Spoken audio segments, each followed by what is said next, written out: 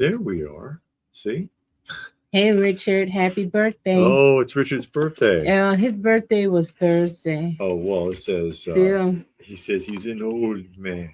I'll give you, you want a walker? Oh, Give you a no. walker? No, you're not that old yet, trust me. No. His back is still straight. K Munin is here. Yes. Richard is here celebrating his Yeah. 58th birthday. Happy birthday to Richard. Real Woman is here. Hello. Looking forward to your pickups. Yes, we did Yes. get a couple of Yeah, we're going to be showing you a few things. We got a few things to talk about. Renard is here. Yeah, crank up the 65 Chevy station wagon and head down Nostalgia Avenue. KFC. And we will get some good old KFC Johnny on our Future trip. made Hey, it. Johnny, ain't see Johnny in a while. Where you been? How was your trip to the Orient? And Seth, this is longtime listener, first time caller. Hey, Seth. Well, we appreciate Seth, it. Drop gloves. Drop gloves. No, Yes. the gloves are off. Yes. It's ass whooping time. Oh no, Johnny got to leave in an Leave in hour an to go hour. to work. He got to replenish his bank account for the next trip. For the next trip. And King Ming is King there. Ming is here. Hey, glad to see you. Did go live today. Saw your the early swap video earlier. Yeah, I was at, we were out at the swap. That was the Atlanta swap at the Cobb Atlanta Antique Vintage. Mall. Atlanta Vintage does that. Yeah. Toy and comic outdoor show, smaller show. Mm-hmm. Smaller show. Yeah, we have some pickups. We're going to get to that. We have a few other things I'm going to run over also. But yeah, we went out there and we were multitasking because we also had been invited to come out and film a private collection, and which we did do. And I'll be putting that up this week. And you'll get to see someone else's, because I've done that before. I haven't had an opportunity to do it too much, and if I can, I'll do that more often. But yeah, we filmed through private collection, some nice stuff. And of course, we went to the show today. Didn't do much of the show. I didn't get anything at the show. She did. Yeah. And then she picked up some comics in at the local place there.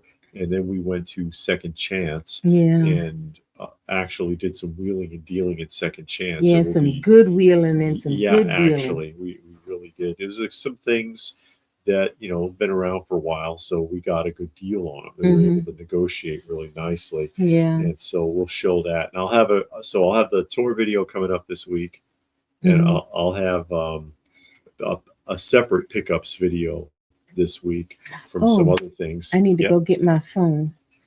You have to get your phone. Yeah, because I got an auction. Closing. She's got an auction. Oh my God. I do, because there's some stuff that nobody's bidding on. Oh, yeah, well, that's the best way to get it. And also, there's some other things, some more personal things I'll be talking about today, because I do have to address the elephant in the room, and that is about about one of our felines, one of my most favorite, actually, and that's Hobo, and I'll be talking about him for a few minutes, actually. Johnny says, love the show with Dan from Arkham Comics. Hope we do more. Yeah, we had him on a couple of times in the past. It's like the third time, actually, that Daniel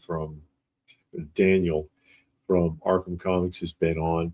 And he's been in the business since the 80s. So he's very, very knowledgeable about the comic industry.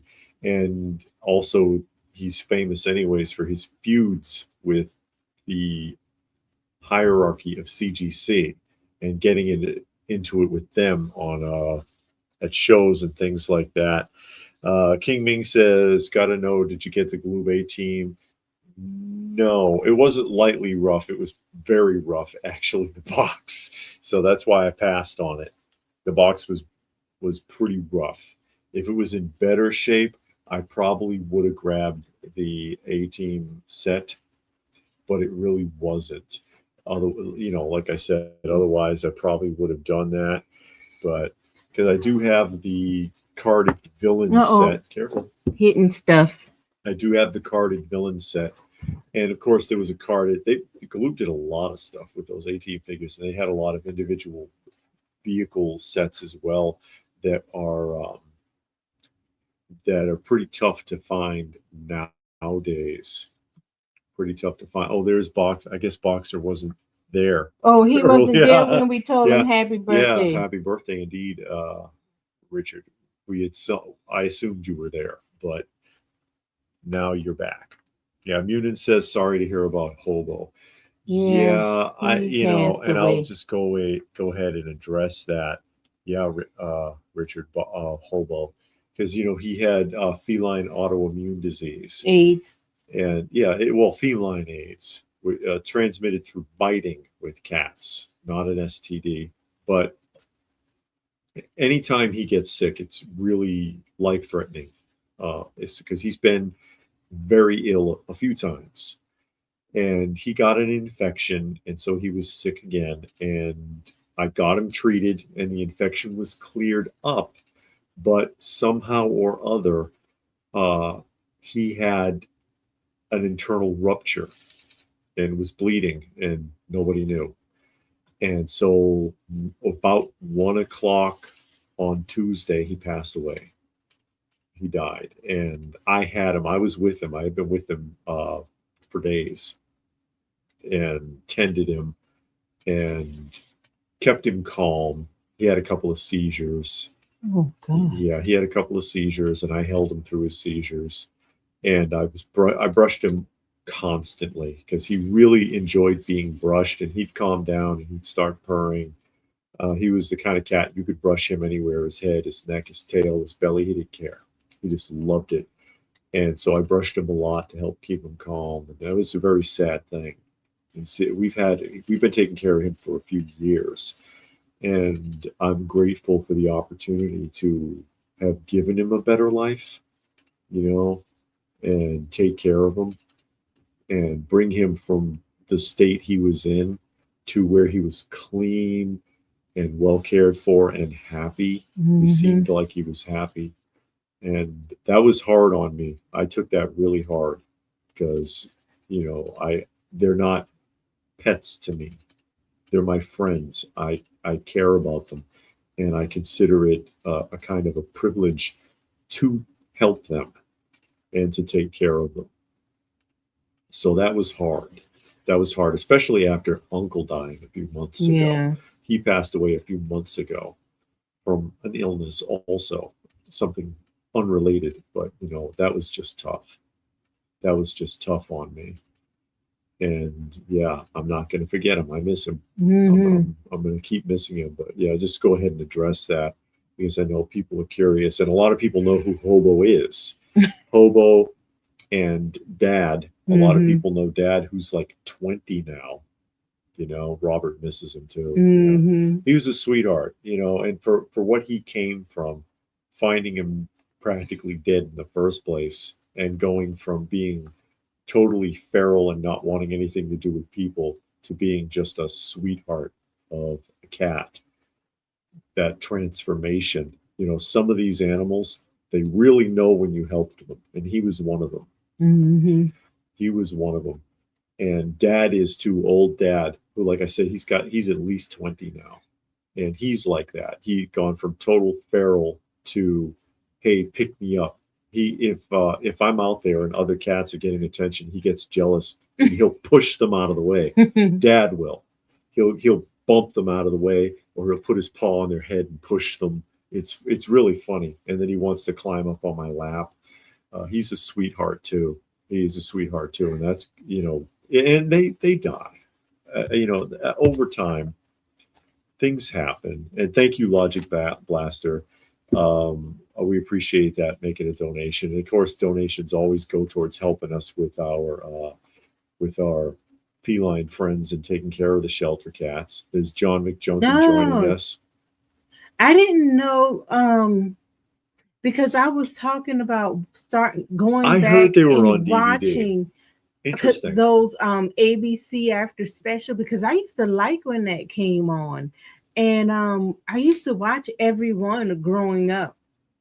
And I thought about, because I saw a few on YouTube, and I told myself I want to go back and just start watching them, every couple days or so. But oh wow, so they put that on a DVD. I got to look for Yeah, that. look for that. I'm gonna look for That might that. be interesting. But Yeah. yeah, just to wrap that up, yeah, I never knew a toothless cat. He had no teeth, and so why he was starving to death, he couldn't eat. And when I found him, but yeah, I did my best to care for him. All of them, really, Mm-hmm. they're important to me. They're important to me, and I enjoy helping them. But it's hard when they go, and I know they're going to pass away from time to Yeah. time. It's just that it's hard when it's so close because, like I said, Uncle just died a few months ago, Mm-hmm. and it's like, oh, come on, give me a break. Yeah. Thank you, Robert. Thank you, Robert, for helping us out. Also, I Mm-hmm. appreciate it. We both Mm-hmm. appreciate it. It's you don't mean to bring the tone down, Yeah. but I know a lot of people were curious Mm-hmm. and just wanted to explain, just wanted to talk about that. Yeah. But getting back on track, Mm-hmm. before I start choking up because I took that hard. I felt so bad.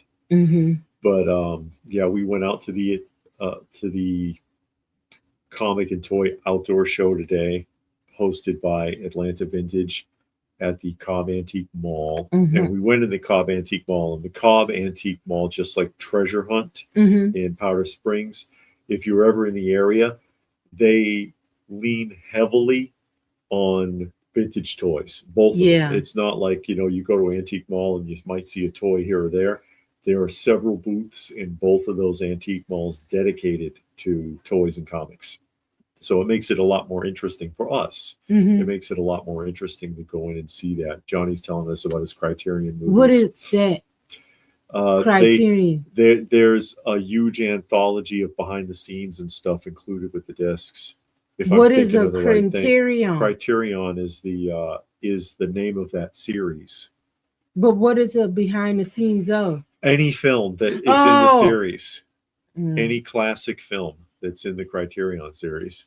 No, okay. Mm. But, I mean, I'm not trying to rain on Johnny Parade, but I'm just like, if I, is it a? Oh God, y'all go ahead. Let me see what this is about. Hey, I don't know what's about you. on? Oh my goodness. Yep. I know.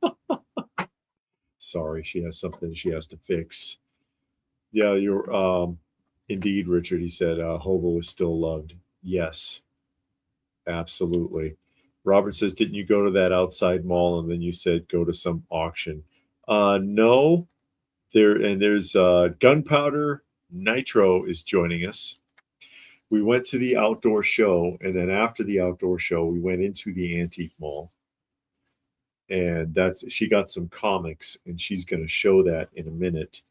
And then we went to film the private collection. We filmed somebody's private collection. You'll see whose in this week coming.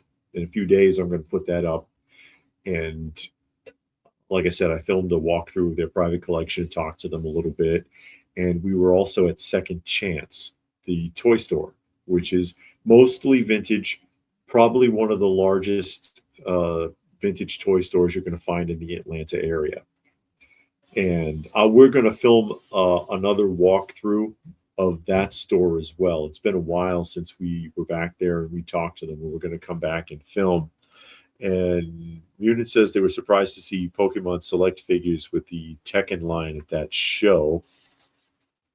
As I catch up, Munin's looking forward to the collection walkthrough. Yeah, like I said, I'm going to try to do a little bit more of that, going and visiting some of our friends and other acquaintances and seeing if I can film their collections and share it on the channel. Johnny wants a memorial video for Hobo. I might. I know I did one when Spec died, and I did one when Uncle died on the Cat channel, and LPH was wondering if I was going to do one also, and I probably will. Jesse Say What joining us. And what does Johnny say there? John says they're not so much as fur babies as we humans are blessed to give love and be loved by them. Yeah, like I said, they're not pets to me. You know, they're cat friends. They're cat friends. So they were very important to me. All of them are. So we went to Second Chance. She only one purchase was made at the outdoor show by LPH, and she'll show that when she gets back. And then we went to Second Chance, and we did a lot of negotiating actually, and we got a big haul from Second Chance. I could almost do a haul video just on that. And Gunpowder says they got Spawn 4 Vitalator cover for $3. Wow. There you go. Pulled your nostalgic heartstrings. And Renard says, if I saw the Fat Albert pilot episode from 1970, yeah, the one with the really rudimentary artwork. Yeah, I've seen that. And Robert says, didn't you have a cat named Oregon? No. Oregon? No. I mean, I could run through cat names because I name everybody. I try to. If they stick around long enough, I will name them. Or Oreo. No, not Oreo either, Robert. And I mean, I'm getting them. I get alerts on my cameras all the time. See, look at this. That's the porch camera, and it's alerting me an animal was seen, and I know who that is. That's old Mama. She was that black feral, if you remember, that black feral that had those kittens in our yard. That's her. She's still with us. I miss Pirate too. Johnny remembers Pirate. I never did find out what happened to her. And that does happen with the outdoor shelter cats, especially if it, feral and clouder cats, a group of cats is called a clouder, that they wander off and disappear on you occasionally.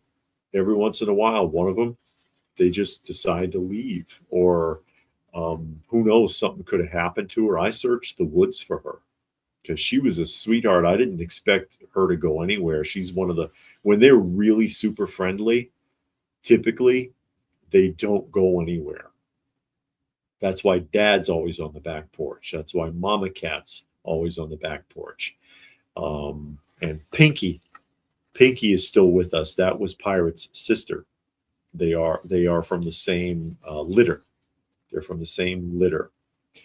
But again, yeah, and we'll be going also. I might have an opportunity next weekend to film another friend's private collection.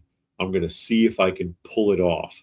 And I'm going to do a tour of Second Chance's store coming up in the next couple of weeks. And Armand wants to know what the cat count is now. 13. 13 now with the loss of Hobo, unfortunately. Yeah, that was just hard. That was just hard. I hate it when something happens to them. But I think I probably hate when they disappear more, because then I never know what happened. I never know what happened when they just disappear. They just disappear. Johnny says you have photos of Pinky that you can show. I don't know if I have any handy. I'll have to see. And Ooby Doob is here. Made a donation for the felines. Much appreciated. Thank you, Ooby Doob. Thank you to everybody who has made donations for our feline friends. I don't know if I have a picture of, let me see if I have anything stored in the phone or not. I might not. I'm just looking really quickly because I've transferred a bunch of the photos out of my phone into the computer, and I may not have a direct photo of her anymore. I don't know that I do. Just group shots. Group shots. Yeah, no, I don't have a picture of Pinky. Or I'm sorry. Oh, Pinky. I'm thinking of the wrong cat. Let me see if I get a picture of Pinky on here. If I have a picture of Pinky on here that I can show. I'll looking through really quickly here. Yeah, no, now we're all off track. All off track. No,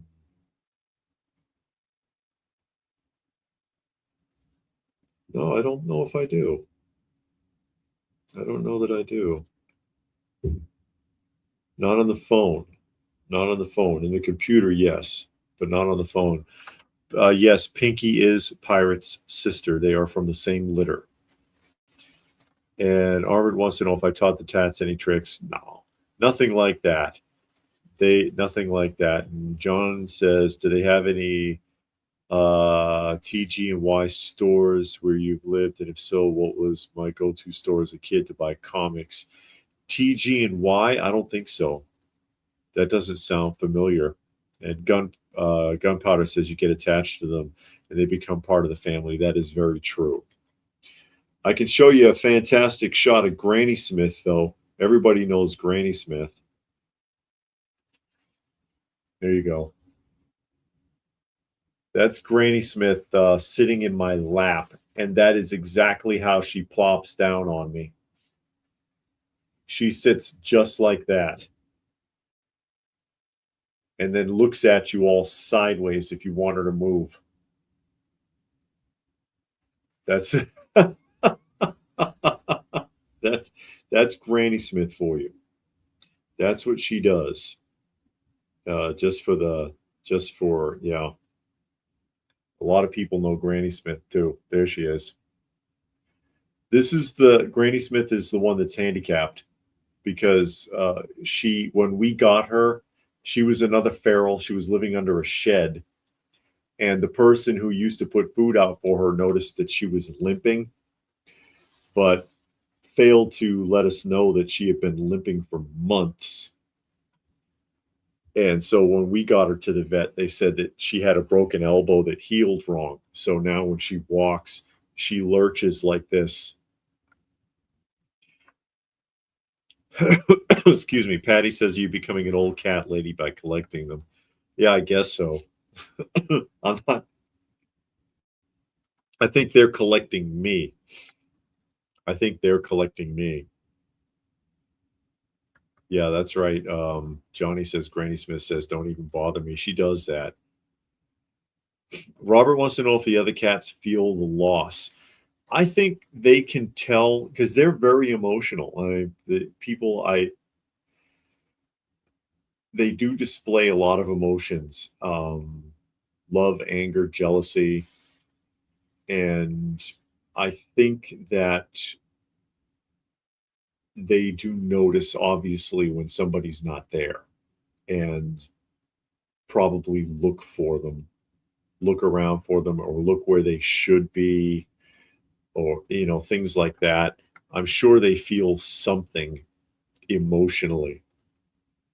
They feel something emotionally when someone that they're familiar with, even another cat, is gone, is just gone for whatever reason, dies, disappears, whatever.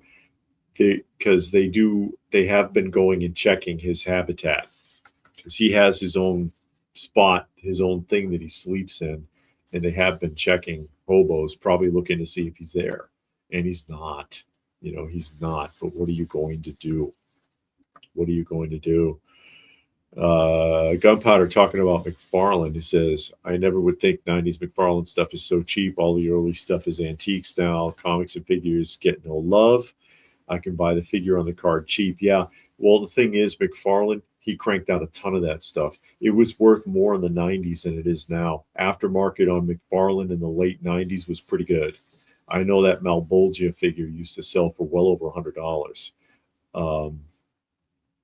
But yeah, they produced tons of those figures.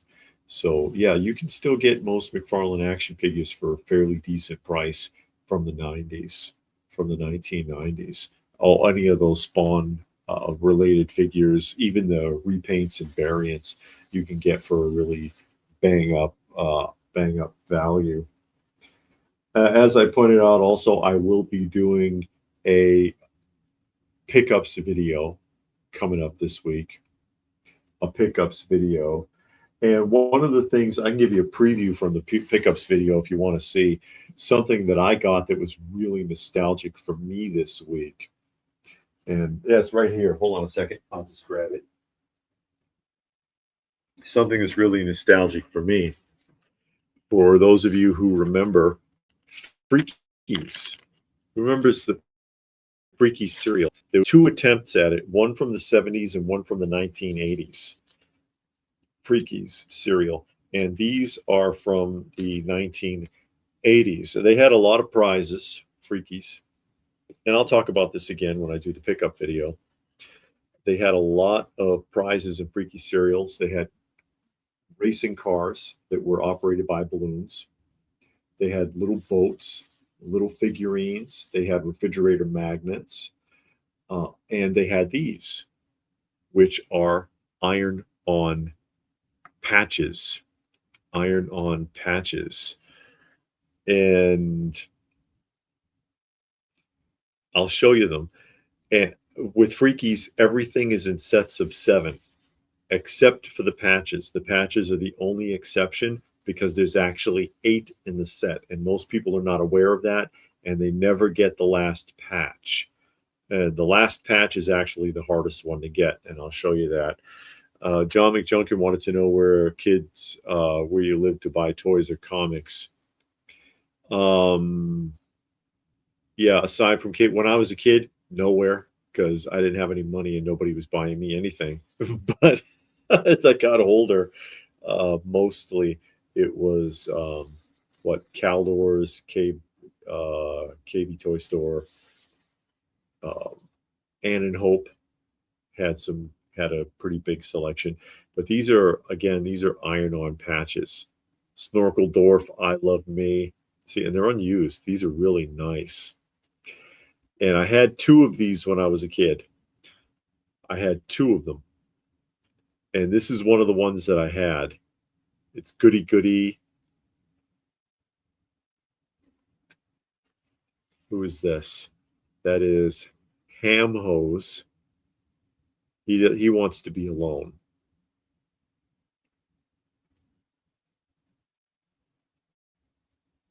Grumble. That's the other one that I had. Because at some point I actually had a box of 70s Freakies cereal, and it says, actually it's dated 1975. You can see it there. And I got 2 patches in it instead of 1. There's Gargle. Really interesting artwork for these characters. Who is this? Boss Moss.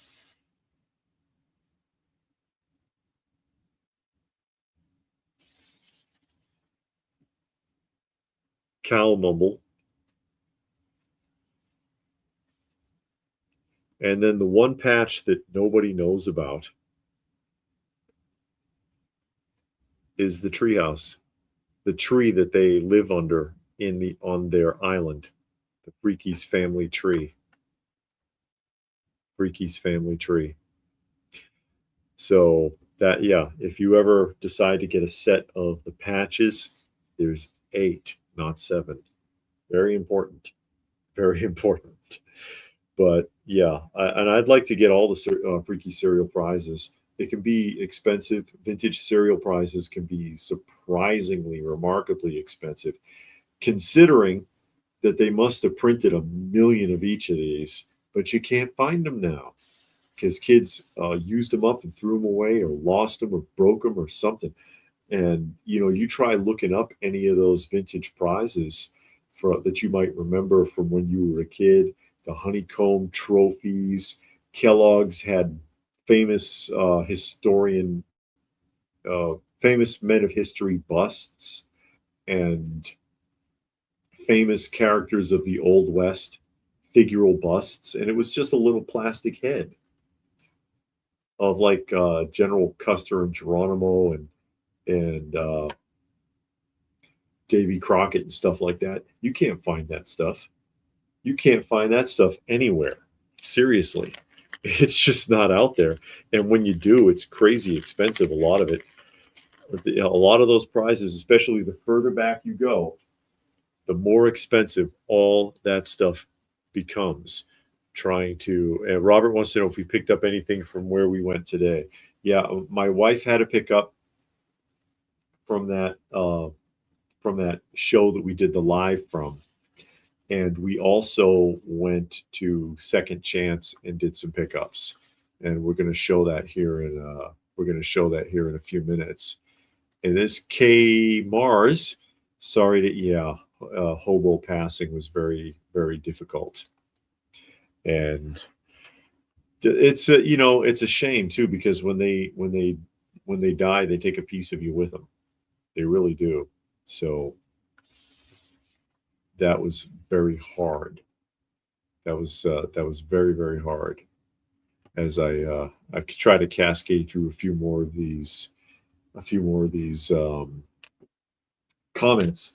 I guess I can just go ahead and show you what I got while I'm still waiting for LPH, because she had to run and take that phone call, unfortunately.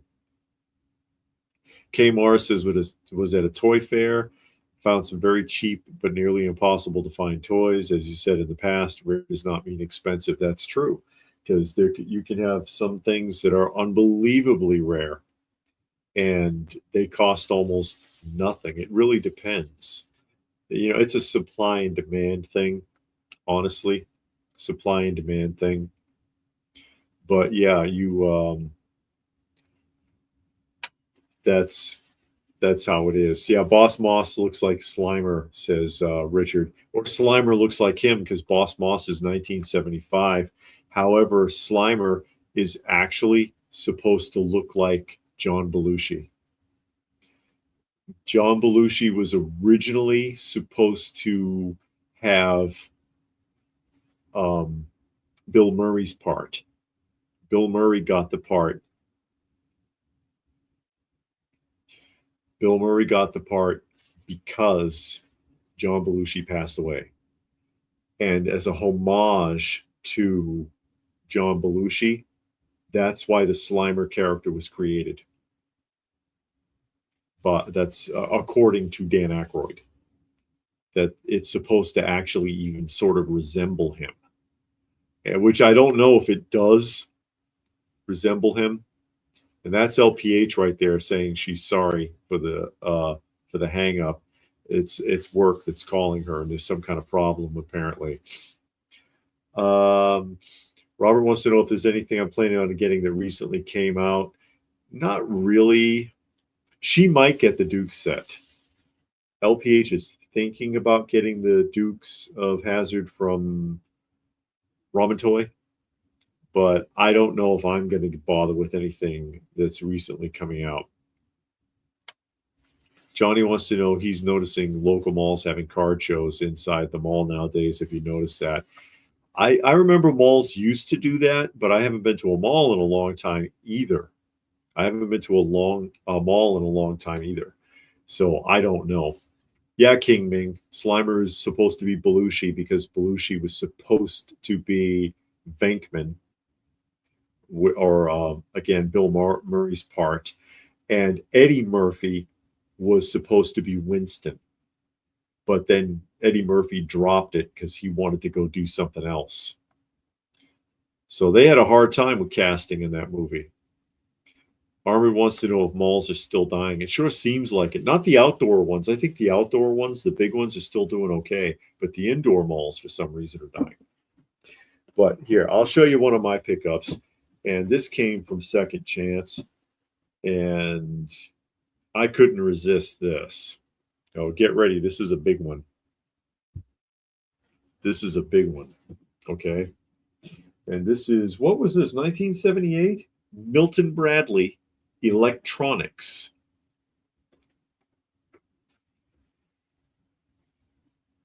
It's the Starbird. Unplayed with, working condition. I kid you not. No broken corners on this box. There's the back, and I will open it. It's not a sealed box. There's tape on it, but it's not sealed. The Electronic Starbird by Milton Bradley, part of a series. That's the command base.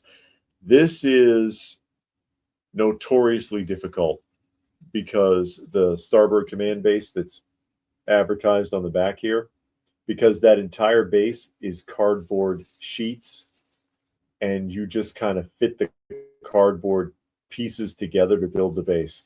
So every time I've ever seen the Starbird command base, it's a box full of ripped up cardboard scrap. It's a box full of ripped up cardboard. It looks absolutely dreadful. There are 3 ships in this set. There's the Starbird, the Intruder, and the Avenger.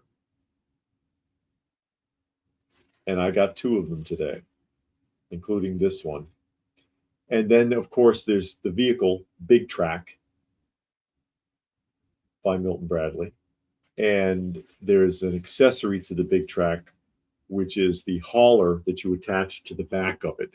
And I'll open this up. Let me just get through a couple more of the comments there. I'll take the lid off of this and show you what this looks like inside. I do not have batteries for it though, so I cannot show you. I cannot show you the batteries. Okay, or I cannot show you this thing working. I cannot show you this thing working. All right. Here's the interior. This is probably the cleanest one I've ever seen.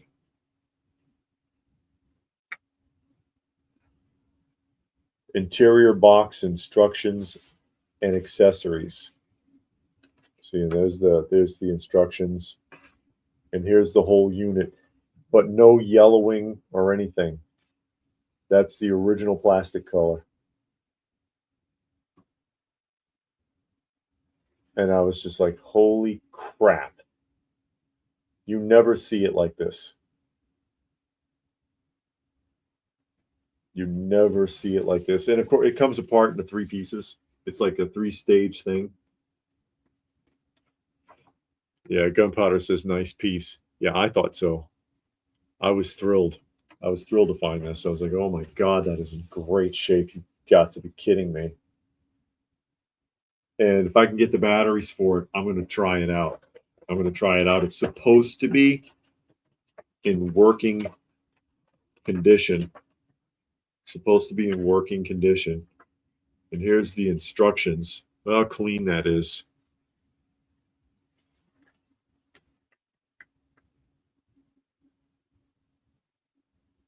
That's nice. That's really nice. This falls in the category of stuff I would have wanted when I was a kid. I didn't have this when I was a kid, but I would have loved to have it. Yeah, Graham Miles, is that right? Says, love the Starbird, the toy with the most annoying sounds for parents ever. Probably. Yeah, a lot of these electronic toys, they made a lot of high-pitched, whiny sounds that I'm sure were extremely aggravating. I remember the guns used to do that, but yeah, I mean, we're getting there. I don't know that I'll ever be able to find a command base, and if I did, it'd probably cost a damn fortune. But I can find the other vehicles, including the Big Track. I'd like to find the Big Track as well. And then here's the other piece. I don't know if Robert wants to know, was Big Track related or different company? It is Milton Bradley. Big Track is another Milton Bradley Electronics division toy. And so it's loosely associated with Starbird. It's loosely associated with the Starbird. And yes, Robert, it's 100% complete. And it was, I got a really, really good deal on it. without getting too much into that. Richard used to play with the Alpha probe with Starbird. Oh yeah, I could from Fisher Price Adventure People. Yeah, I could see that. And the intruder, the Starbird intruder, mint in the box. And again, you don't even, if you look up the intruder, you probably will not even find this for sale on eBay. You can find usually loose or incomplete or broken Starbirds, but you won't find the intruder and you won't find the Avenger. They're very, very difficult to come by. And the art, it's not much in the way of artwork. I mean, it's really, oh no, this is not a picture of the toy, is it? Is this a picture of the toy? Because the other one is not a picture of the toy.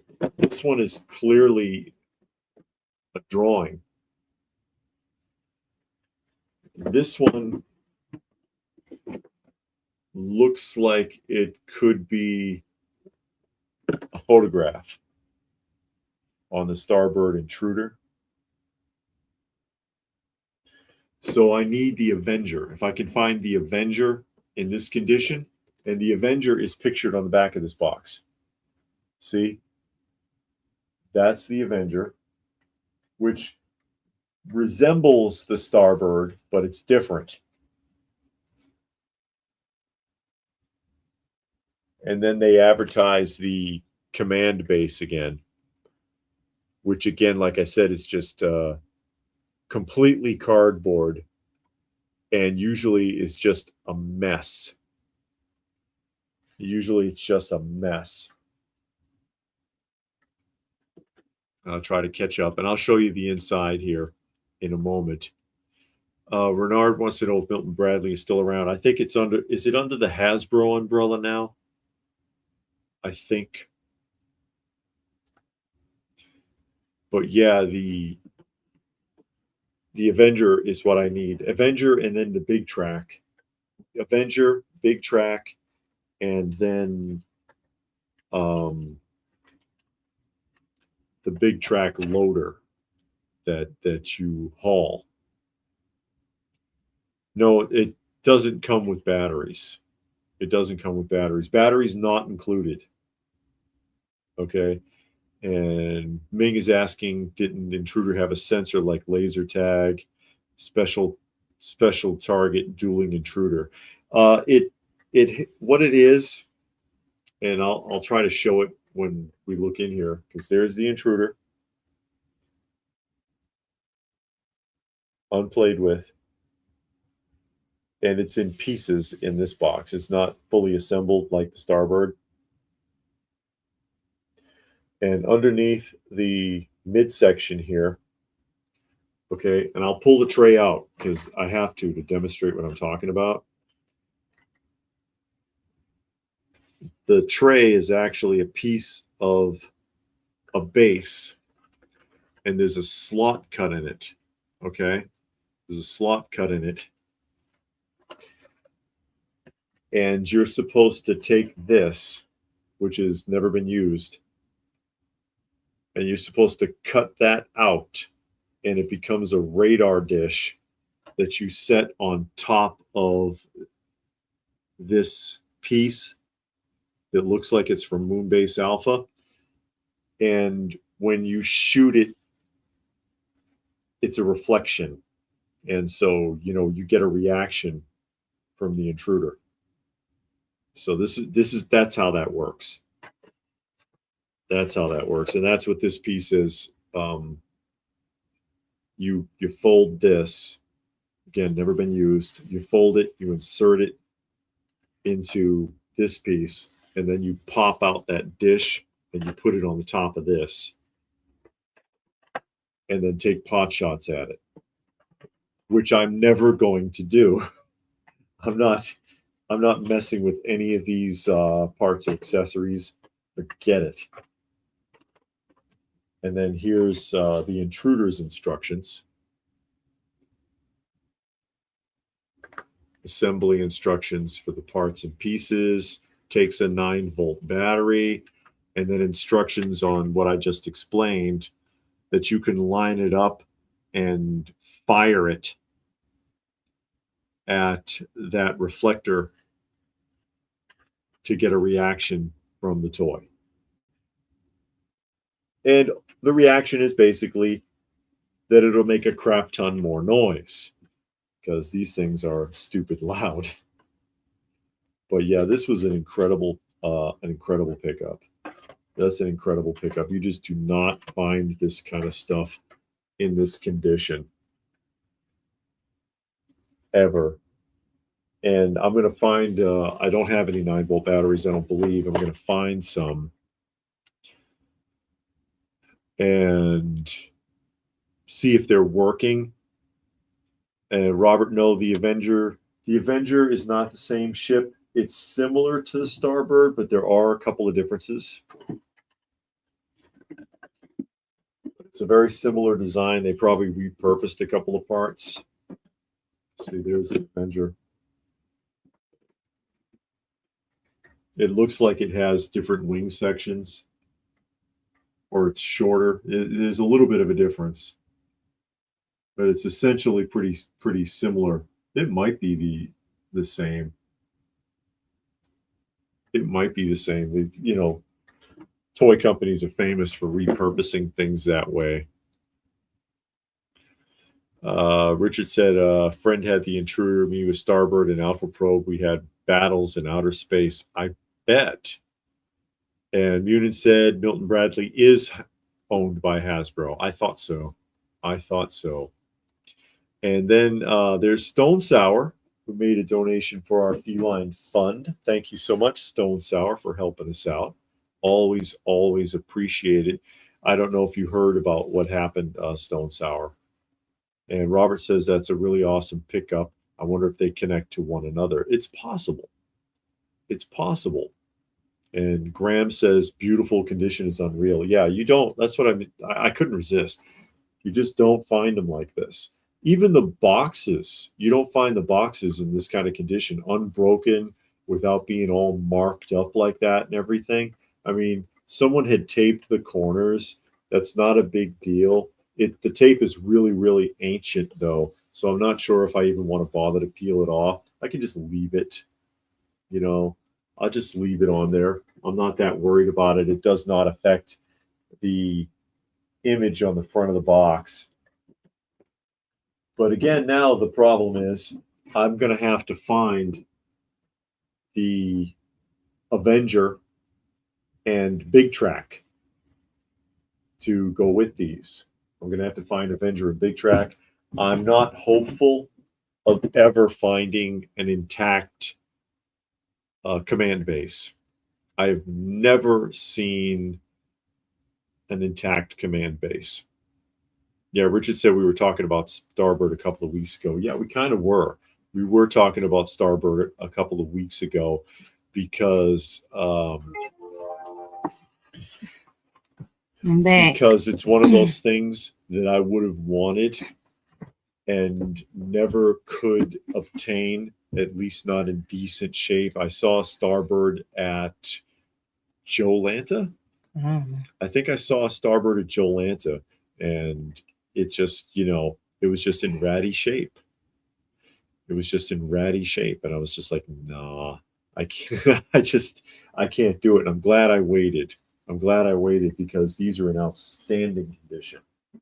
And I might get another call because I'm waiting on a call back. So I'm just letting y'all know if I got to run out again. Okay. I'm waiting on a call back. But we can go ahead and we can get started. My pickup? Yeah, show some of your stuff because people have been asking. Okay. And when she went in the mall, we can start with comics. She went in the mall and she did pick up a couple of comic books.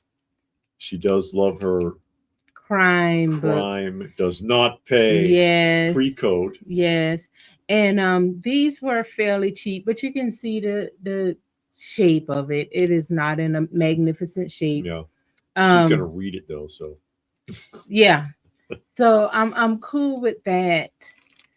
So I actually ended up getting 4 comics today.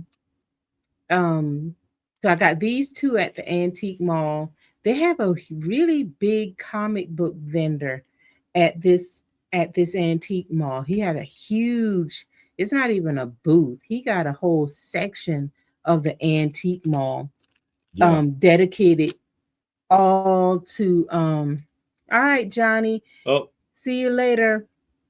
Um Dedicated to comics and toys. yeah. And then when we went to Second Chance, Went to Dave's. yeah, Was nearby. I told y'all that hey Frank and Frog, how Hey, are you? Frankenfrog. That I'm putting together my Dracula Lives. I'm actually getting some Marvel horror comics Yes. and I'm working on that.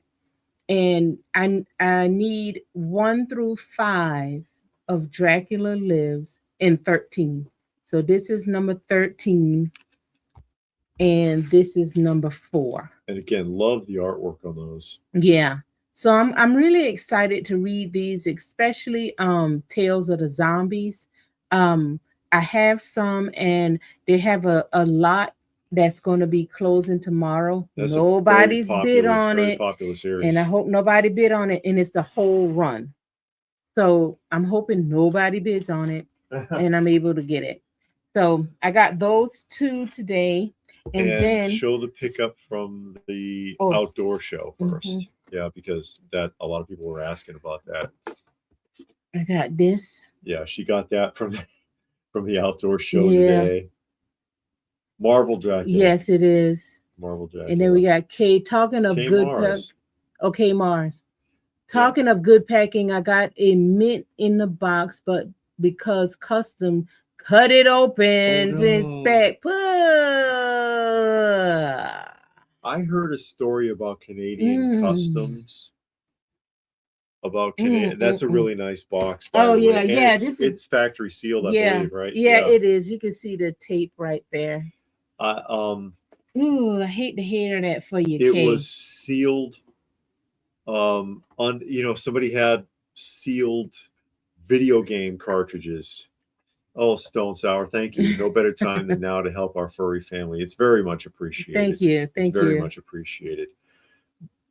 He had bought it was 2 sealed Nintendo cartridges, right? To Nintendo NES that were graded and encapsulated, and Canadian Customs busted the encapsulation open and removed and opened up the boxes to inspect the contents. So they busted open the and this was 2. This guy paid thousands for these, thousands of dollars, and Customs is not liable, by the way.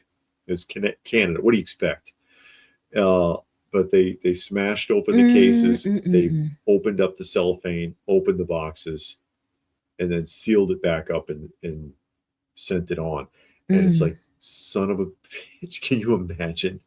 And then still charged him the full duty, by the way, because they pay something insane like 20% for of whatever 8,000-10,000 he spent on those.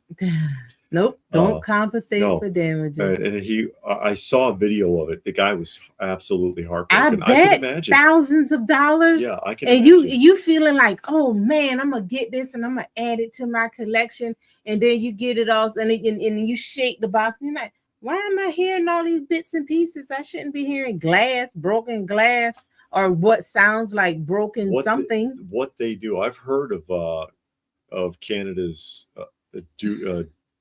customs and duty people being absolutely ruthless like that. But I think they do it out of hate and spite. And it's like, okay, you got that much hate and spite. Why have the job? If you jealous or you hating on somebody, but nobody asked you to take that job. You did that. Yeah. So why you gotta act that way? Do you guys collect anything loose, or is it all? Yeah. Yeah, we do get some loose stuff. David more than I do. Yeah, we have plenty of loose stuff. I mean, mostly I love getting stuff in the box. There are some things you can't, and there's other things that you don't mind. Yeah. Like the Jumbo Machinder Shogun Warriors. All of mine are loose and complete. And I think they display fantastic like that. What are you going to see the new? Oh, I've heard about that. I don't know. I don't know. I've seen, I think, like a clip. I've heard they're doing that. I don't know. I got to see. It comes out when? September. September. Don't Bend, Fragile gets taken as a challenge. Yeah, I mean, what better job to have if you want to get away with screwing people over? Yeah, You know? because you're not even held liable. You can't even write the person up. Oop, Okay, there it that's goes. my callback. Oh boy. Hey, And we have a friend who lives in Canada that drives across the border. He has all of his stuff shipped. He buys graded CGC comics, and he's a big Golden Age collector. And so he actually has them shipped to an address in Wisconsin and drives across the border to pick them up because he's terrified of customs handling his books. Terrified of it. He's afraid they'll smash them to pieces. And Robert says it looks good. Don't care for Batman season 2. I didn't like the new Batman season 2 myself. I didn't like the first one. The new one that's supposed to look like the Batman animated series, I wasn't caring for it. And Stephanie says, why no Jumbo Mashinder Grendizer in your collection? I don't have all of them. I'm always on the lookout, and I don't want to buy one that's not complete because piecing them out is hard. But I eventually I'd like to have all of them from Mattel, and there's certain other ones that were done by Popey in Japan that were never available in the United States or never sold in the United States. And Munin wants to know if I'm talking about Alan. Maybe. I don't want to talk for Alan, but yeah, he lives in Canada, and he's had issues with Golden Age graded books with customs, I believe, and so yeah, he has arrangements to get his books. But yeah, I've got one Guy King. I've got 3 of the Mazinger, all 3 American versions. I get all 3 American versions of the Godzilla. And even if I had the same one again, if it was complete, I'd keep it. I joked about that when Big Dub was here. When Big Dub visited us, and he was asking about the Jumbo Machinders, and I was like, hey, if I found at a yard sale a guy had 12 Godzillas, Shogun Godzillas, I guess I would just have 12 of them because I don't think I could part with one. I don't think I could do it. Oh boy. Robert says, do you like the Gentle Giant Kenner inspired figures? Yeah, the Gentle Giants, I have a couple of those. I have the GI Joe ones. I don't have Grunt though. They only ever did 4 GI Joes. They did Rock and Roll, Snake Eyes, Recondo, and Grunt. But Grunt was a convention exclusive. So I have the 3. I have the Rock and Roll, Snake Eyes, and Recondo, but I don't have the Grunt. And the Grunt came in a Foot Locker rather than on a big blister card. And I have a couple of other ones my wife gave me. I like them. I like the idea of them being a 6th scale mock-up of a 3 3/4 inch figure. And it's like when you had it when you were a kid, because you were little and the package was big and the figure was big. And that's kind of what they're going for. But there's too much.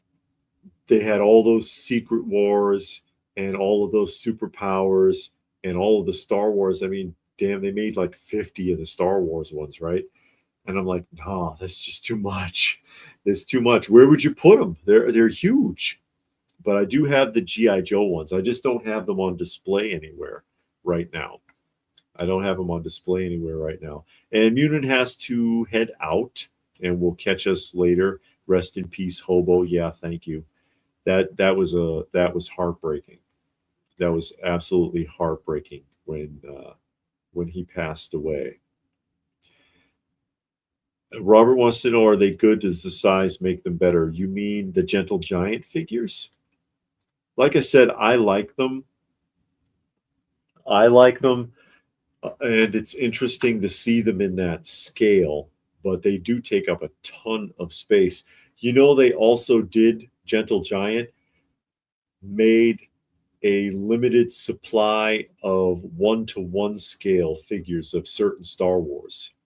They did a 1-to-1 scale, I believe, of Darth Vader, of, I want to say Boba Fett, and R2D2. I don't know if they did anyone else, but yeah, 1-to-1 scale looks just like a Kenner action figure. Absolutely incredible. They're stupid expensive too. They're stupid expensive. They're stupid expensive. And there's Raccoon joining us. Glad you could make it today, Raccoon. Hope all is well. Hope all is well. See, activity porch camera. See, I get the alerts constantly, so I'm always watching my feline friends. That's Dad walking by there on the bottom in front of the garage. Poor old Dad, he's at least 20 years old. And that's somebody else up at the bowls on the porch. Constant alerts on my feline friends to make sure that they're okay. God forbid anybody messes with them. Watch out. Watch out. So yeah, she has some more pickups. She didn't. She just had to take off because of her work is bothering her. But she is in management, so you know she's kind of on call. Although usually she does not work on the weekends. She never really works on the weekends. I'll show her her Batman again. This is the Bat Jet that she picked up from the outdoor show today that I did the live stream from, and it is sealed. There was a few other pieces that this guy had. I think he had 5 pieces in total, but somebody else scooped up the other 4 before she had a chance. Before she had a chance to work on it, but she got a good deal on that, fortunately. Richard wants to know if I remember a show called Grimm. I'm not sure. What was the show about? I'm not sure if I remember a show called Grimm. Gunpowder says it sucks to see the prices on our old toys. You mean how much they are, or do you mean old price tags? I like old price tags. As long as it's not like a massive price tag that's taking up the whole thing. Because if it's like some places put a big, huge, like red clearance tag on it, it looks absolutely god awful. And I hate that. If there's a price sticker, a normal, regular price sticker on it, I'm fine with that. I'm fine with that. Robert West says, so does Dad is the next up old mentor wise. Oh, okay. Dad is the oldest cat in the group, and he's actually pretty much the first one. The reason that he's old Dad, if you don't know the story, gunpowder means that stuff is so high. Yeah, it's gotten to be crazy expensive. The reason that he's old Dad is because he was a wretch when he first showed up. This a few years ago. He comes up on the porch and he's just a mud pack. He's filthy. He's puny and skinny and looks awful. And he's eating and he's hiding under the porch. And I'm like, yeah, okay, buddy, you can hang out. I don't mind. And then he disappears for a couple of days.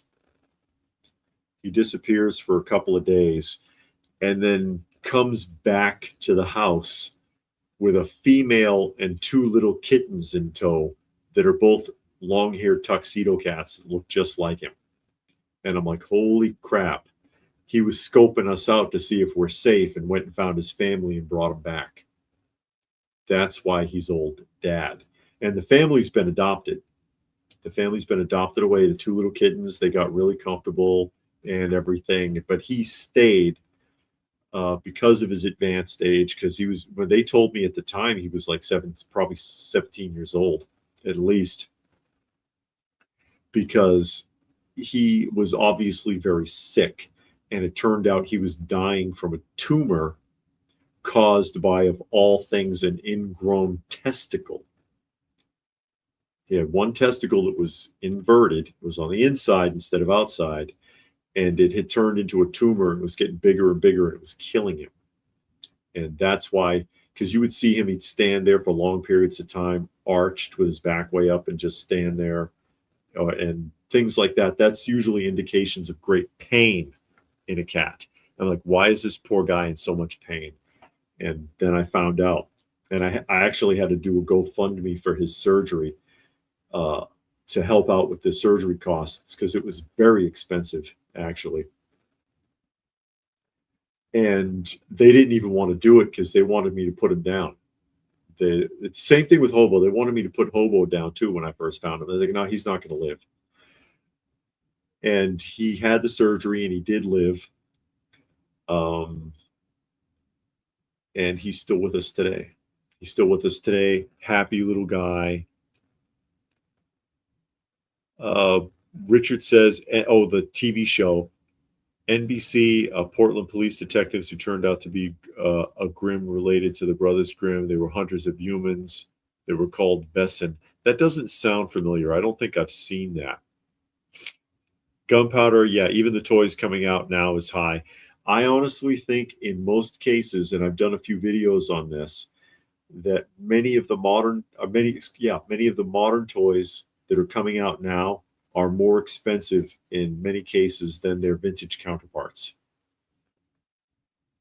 I've talked about that a few times, and I've actually done 3 videos on this channel of vintage toy lines from the 70s, the 80s, and the 90s. I did 3 decades that are still affordable and better options than many of the modern toys. Because a lot of times people, they look at very the big sexy lines, as they call them, Ninja Turtles, Masters of the Universe, a raw era G.I. Joe, stuff like that, Transformers, G1 Transformers, and they're like, oh my God, there's no way I can afford to buy any vintage toy line. And it's not true. There are toy lines out there. Some of them are quite expensive, it's true. But there are toy lines that are surprisingly affordable. You'd be like, wow, I don't believe it. I can't believe how cheap that is. That's how LPH ended up with the Kenner Shadow line. Though they practically give those away. And it's an interesting line. The Kenner Swamp Thing is still very affordable. The Swamp Thing figures, and she has a set of those.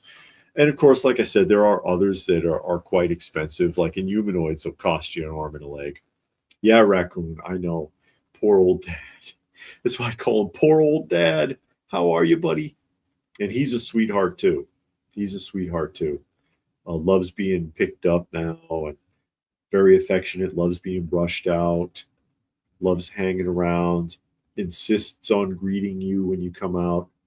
But yeah, they didn't want to help him. They were like, no, you're better off just putting him down. He's in a lot of pain. And I'm like, nah. And I did a GoFundMe to get help with his surgery because it was very expensive. It was like $2,000 for the surgery. I can imagine how much that would cost now. As the vet prices going up all the time. It's expensive I hate going to the vet because one, they act like they don't want to help you. Oh, I'm real sorry, but yeah, we just want to put a needle in him. Crap. It's yeah, Robert says he sounds as bad as Hobo was. Yeah, he was in rough shape. Both of them were in very, very rough shape. A lot of them have stories like that. Like, some of you know Monkey's story and how we ended up with Monkey. Because he was a kitten and he was found in the engine of a car. This woman knew we had cats and brought him to me in a box. She had him in a box with a chicken bone. He's not eating. I found him in my car. She actually, AutoZone found him in the car because she went to AutoZone because she heard noises in her engine. And when they opened it up, they found the kitten in there. And I'm like, yeah, he's not going to eat a chicken bone because he's too young. He's too young to eat at all. He was like this. You could hold him in the palm of your hand. He needed to be bottle fed. He needed kitten milk. And his paws were raw. They were burned. It had second-degree burns on all of his paws from hanging on to whatever he was holding on for dear life. And so I've rescued him more so from her than from the car. But yeah, she just left him with me and never heard from her again. But he healed over. You'd never know there was a mark on him. And he ignores me mostly. He stays in the house. He ignores me mostly, but he follows Daniel everywhere. So he's Daniel's cat, basically. He's become Daniel's cat. Gunpowder says Transformers are on another level money-wise. That's true. And they've been around forever. I mean, I've joked about it, but Transformers, they've been making them nonstop since 1974. And G1 is not even the original Transformers, obviously, because they started making them in 1974, Takara. And my wife has a couple of those. She's got the original Megatron, which is a die-cast Transformer. They were die-cast, and they could shoot for real. You turn him into a gun, and he shoots real pellets. It's crazy. And they took all those features away. Hasbro did away with all of that. Too expensive. We'll make them plastic, no shooting features, no little men. Some of them came with little tiny 1-inch action figures with magnetic feet so they could stand on the vehicles. It's crazy stuff. Robert can't believe I got rid of the 6-scale Star Trek and stuff. The colors were bleeding out of them. The clothing, the colors were bleeding onto the skin of the figures. I've just gotten so frustrated with modern figures and quality control issues like that. Or the Doctor Who, his clothes, his shirt was turning blue from his jacket. And this is a very controlled environment. There's no light. We shut these lights off. It's pitch black in these rooms. It's a constant temperature. We use dehumidifiers. This is like museum quality area. And the modern figures have fallen apart. I had that Hot Toys Terminator. His leather, his fake leather is all shredding off. It's horrible. Horrible. Gunpowder says he has a husky, good dog, part of the family. Don't usually get pets because I buried everyone I had, but my kids talked me into this one. I understand, because sometimes I sit there and I'm like, crap, I don't know if I want to, I don't know. Yeah, it makes me wonder if I want to bother to get another one, but then I can't help helping them. And there's Nostalgic Pod Blast. That's Chance, and he has a channel on here also, which is the Nostalgic Pod Blast. What YouTube rules is that is that they're increasing how many views you need or something, right? Is that it? I forget. I forget. Early 2027. I think, yeah, February 1st. And many channel content creators are freaking out about that, he says. I don't know a lot about it, but I had heard that they were increasing the number of views that you need in order to qualify, which I don't understand the point of that. And again, it's YouTube constantly making changes that they say are supposed to help the smaller content creators, but it works against, it actually ends up working against them in the long run. Like the hype button, for example. And I've talked about that example a few times because you see, like now you have a hype option, and that's usually just on the phone. You can hype a video, but the thing with that is that in order to chart from hypes, you need about 100,000 hype points.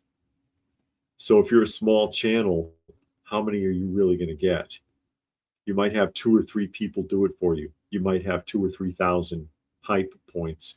You're not going to hit 100,000. And this first last.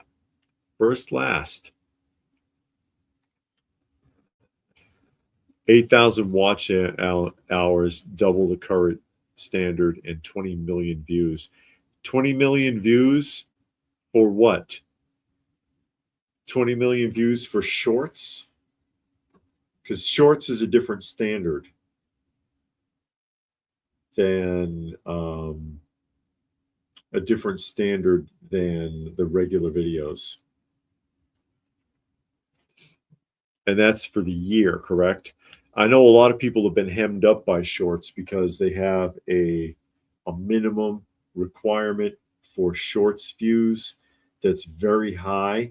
And a lot of people might hit that quite by accident with a viral short that gets like 2 or 3 million views on it. But then if you can't maintain that, they'll turn your monetization back off. And Gunpowder says, loving the channel, very adult approach to the hobby. Yeah. Oh, I'm not going to sit here and act all weird and kiddish. I know a lot of people do that. I think that they do that to sensationalize. I rarely have met anybody in person that acts that childish, but whatever. I appreciate it. And Richard's gonna go. Well, glad you could join us for a little while. And Kay says, dehumidifier is a good investment to protect the collection. Yeah, keep that moisture down.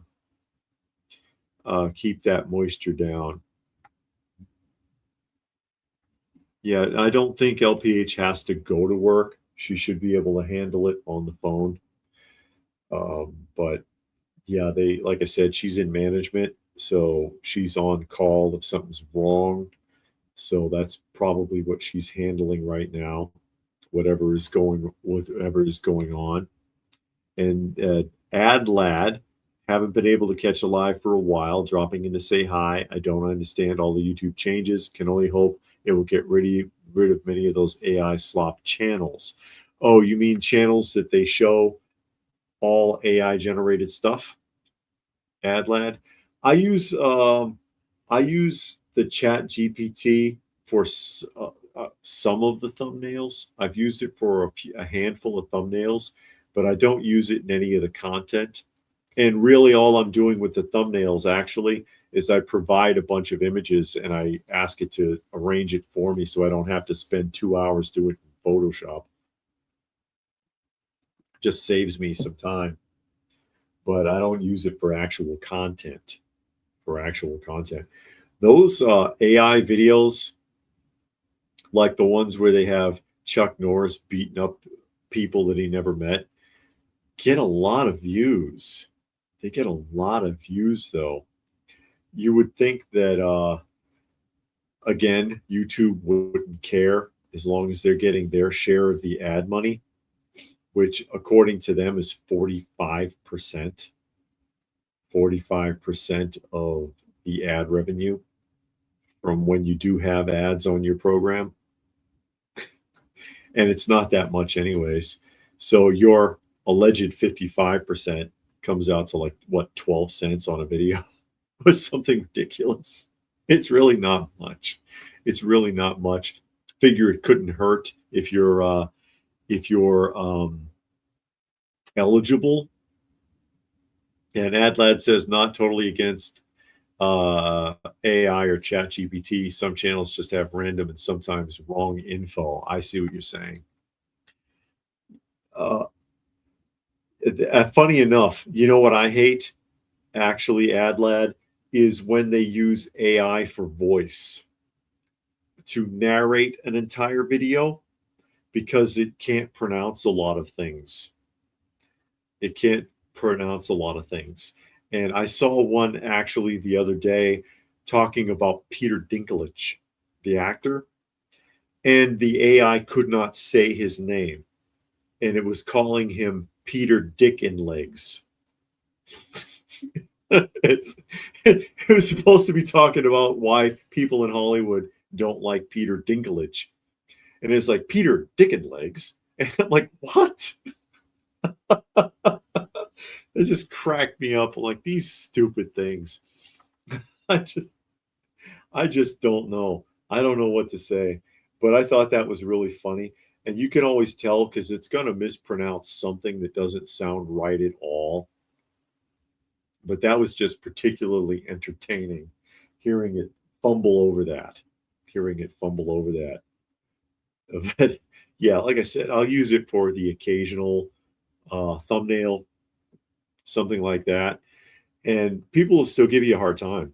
Believe it. I have one of the Halloween collages. You know, I put up the holiday specials that I work on because I put a lot of effort into those holiday specials that where I put original or put vintage holiday commercials back in. So you've seen them. Many of you guys have seen me do this. I've got another one coming up soon, actually. I'm going to put up a 5-hour vintage Halloween commercial block. 70s, 80s, and 90s Halloween commercials. Okay. But on one of my older ones, somebody had commented AI thumbnail, shame on you. And I'm like, yeah, okay. Making a judgment call on the video without watching it, shame on you. Criticizing the content and you don't have any yourself, shame on you. I mean, seriously. But yeah, especially when I have the specials, the vintage television specials, and I identify all of those ad blocks and put the old commercials back in. That's a lot of work. That is a lot of work, hours and hours and hours of editing to assemble that, to put it up. So yeah, I just give myself a bit of a break by providing images to the chat GPT and saying, hey, can you arrange this like this for me? Rather than spend another 2 or 3 hours in Photoshop trying to throw it together just to save a little time. But you know, whatever. People are going to do that. People are going to do that. There's always people who are going to find something to be critical of, even if they don't understand it. And I'm willing to bet that that person did not even watch that video, and they might have really been entertained by it. They might have been really entertained by that, you know, because again, they're really fun and nostalgic. They're really fun and nostalgic, those the Christmas and Halloween. I got Christmas, Halloween, Thanksgiving, Easter, St. Patrick's Day, which was really hard because try to find a St. Patrick's Day special from the 70s or 80s or any St. Patrick's Day commercials. There's very few. There's very few of those to work with. I got Valentine's Day commercial blocks. I've got a Valentine's Day special block I'm going to work on because I did find a couple of Valentine's Day specials, and I'll maybe have it prepared for next year. That might be fun, you know. But the big holidays are coming up: Thanksgiving, Christmas, and Halloween. Halloween. A lot of my Halloween stuff, a lot of people have been checking out recently, and that's why I'm going to do another Halloween commercial block for everybody. Hope you enjoy it. Hopefully I didn't repeat anything, because that can happen, especially when you've got hours of commercials. I could see myself putting the same one in there twice by mistake. You know what I mean? So hopefully I didn't do too much of that. Frankenfrog said nothing wrong with an AI thumbnail. They changed DVDs all the time doesn't mean they change the movie exactly, or the artwork he means on the DVD. I know what you mean. Yeah. But yeah, again, it's got nothing to do with the content. Is the content original? Was there a lot of effort put into the content? Did you enjoy it? That's what's important. That's what's actually important. But some people don't give you a chance. They don't give you a chance. Or on one of the, I think it's a Halloween special. It was either Halloween or a Christmas special. I got a snarky comment from somebody that says, these are hardly rare or forgotten. Because on a couple of mine, I say forgotten Christmas specials or forgotten Halloween specials. And it's like, yeah, it may not be forgotten for you. Maybe you're really familiar with it, but most of the people who watched those videos, it was like a wake up call. They were like, oh my God, I haven't seen this since I was a kid, which is what I'm going for. That's the pure nostalgia of it. And that was so fun. You put original holiday commercials back in there. So it was like I was watching it back in the 80s. That's what I'm going for. That's why I put so much effort into those. But yeah, you may remember every one of them, but most people don't. Most people don't. And that's what most of the comments are alluding to. They're like, wow, I haven't seen this since late 70s, or I haven't seen this since the 80s. And that's incredible. It's just like, and it feels like you're watching an old VHS tape. And it has the old commercials on it, and whatever. And like I said, that's the effect I'm looking for. To share that with people and give people that nostalgic vibe. It's what we do here. That's what the channel is all about. Robert's still looking for the steel box edition of the Voltron. Yeah, I found the whole series, all 5 box sets, at a retro toy swap last year. Like, what was it, $2 a piece or something? That was a great find. But we've had a lot of luck at Retro Toy Swap. And the next one is going to be in October. So there's 2 more coming up this year because they do it 6 times a year. So first Saturday in October, and then first Saturday in December. The only thing that sucks about that is because the very next day is the Conyers Toy and Comic Show, which we're invited to. So I'll be doing those 2 shows back to back. And like I was saying in the live stream this morning, the next big show that we're going to is going to be the Joe Lanta. And we'll probably be there all 3 days. We'll probably be there all 3 days because we'll have press passes. Ooby Doob says, we're used to seeing the same commercial 6 times in a half-hour episode. Anybody that doesn't suck wouldn't be upset if you had a couple of repeats in a 5-hour block. Yeah, and that's from a time, and you kind of hit the nerve there, Ooby Doob. That comes from a time where they did not repeat commercials. See, nowadays they'll show you you watch a show for an hour and see the same commercial 6 freaking times. That didn't used to be the case when we were kids. Look at the guy from Time to Make the Donuts, Frank, right?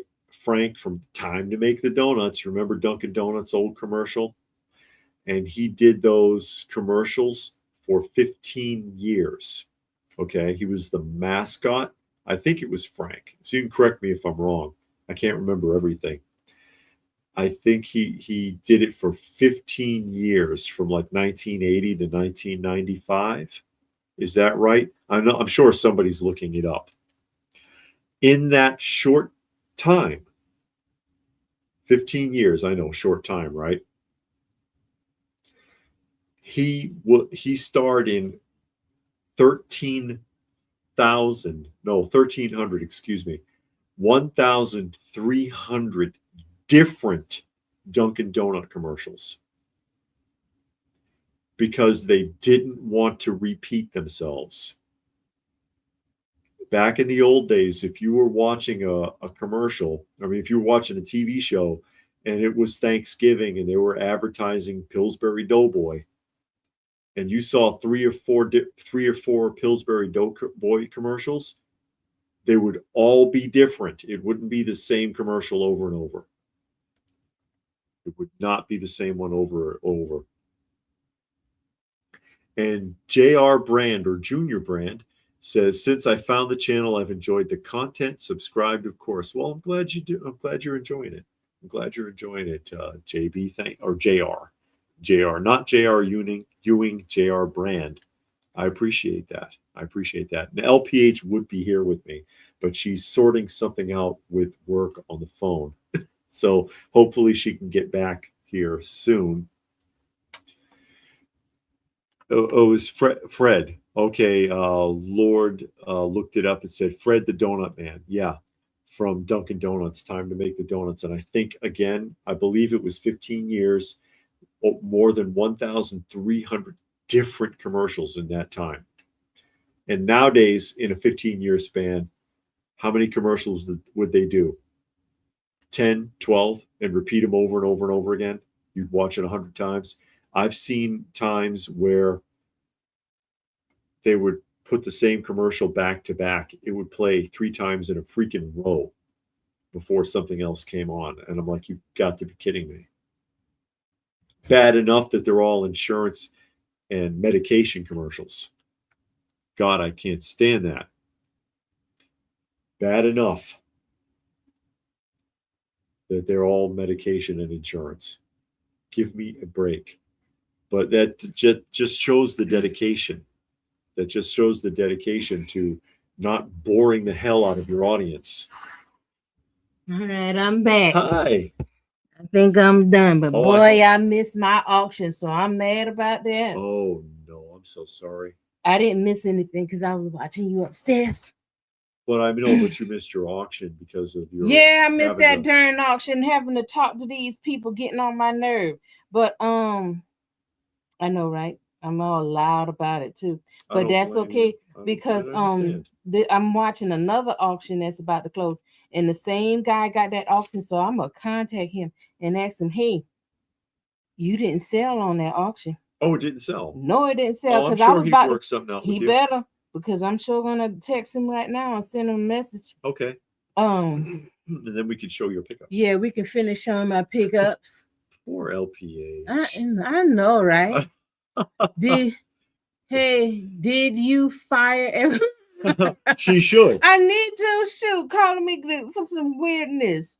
Nobody got time for that. Shoot. Call me, ask me all kind of questions. So, but you know, that's how it go. Yeah. If you want to have a job, you gotta do what you gotta do. Yeah. So I guess so. That's awful. Poor LPH. But we'll get a chance to look at LPH's pickups here in a moment. Yeah, let me text this guy about this auction I missed. Yeah, I don't blame you. Maybe he'll see. Yeah, I do not blame you. It beats relisting it again. He already got it relisted. Oh, does he?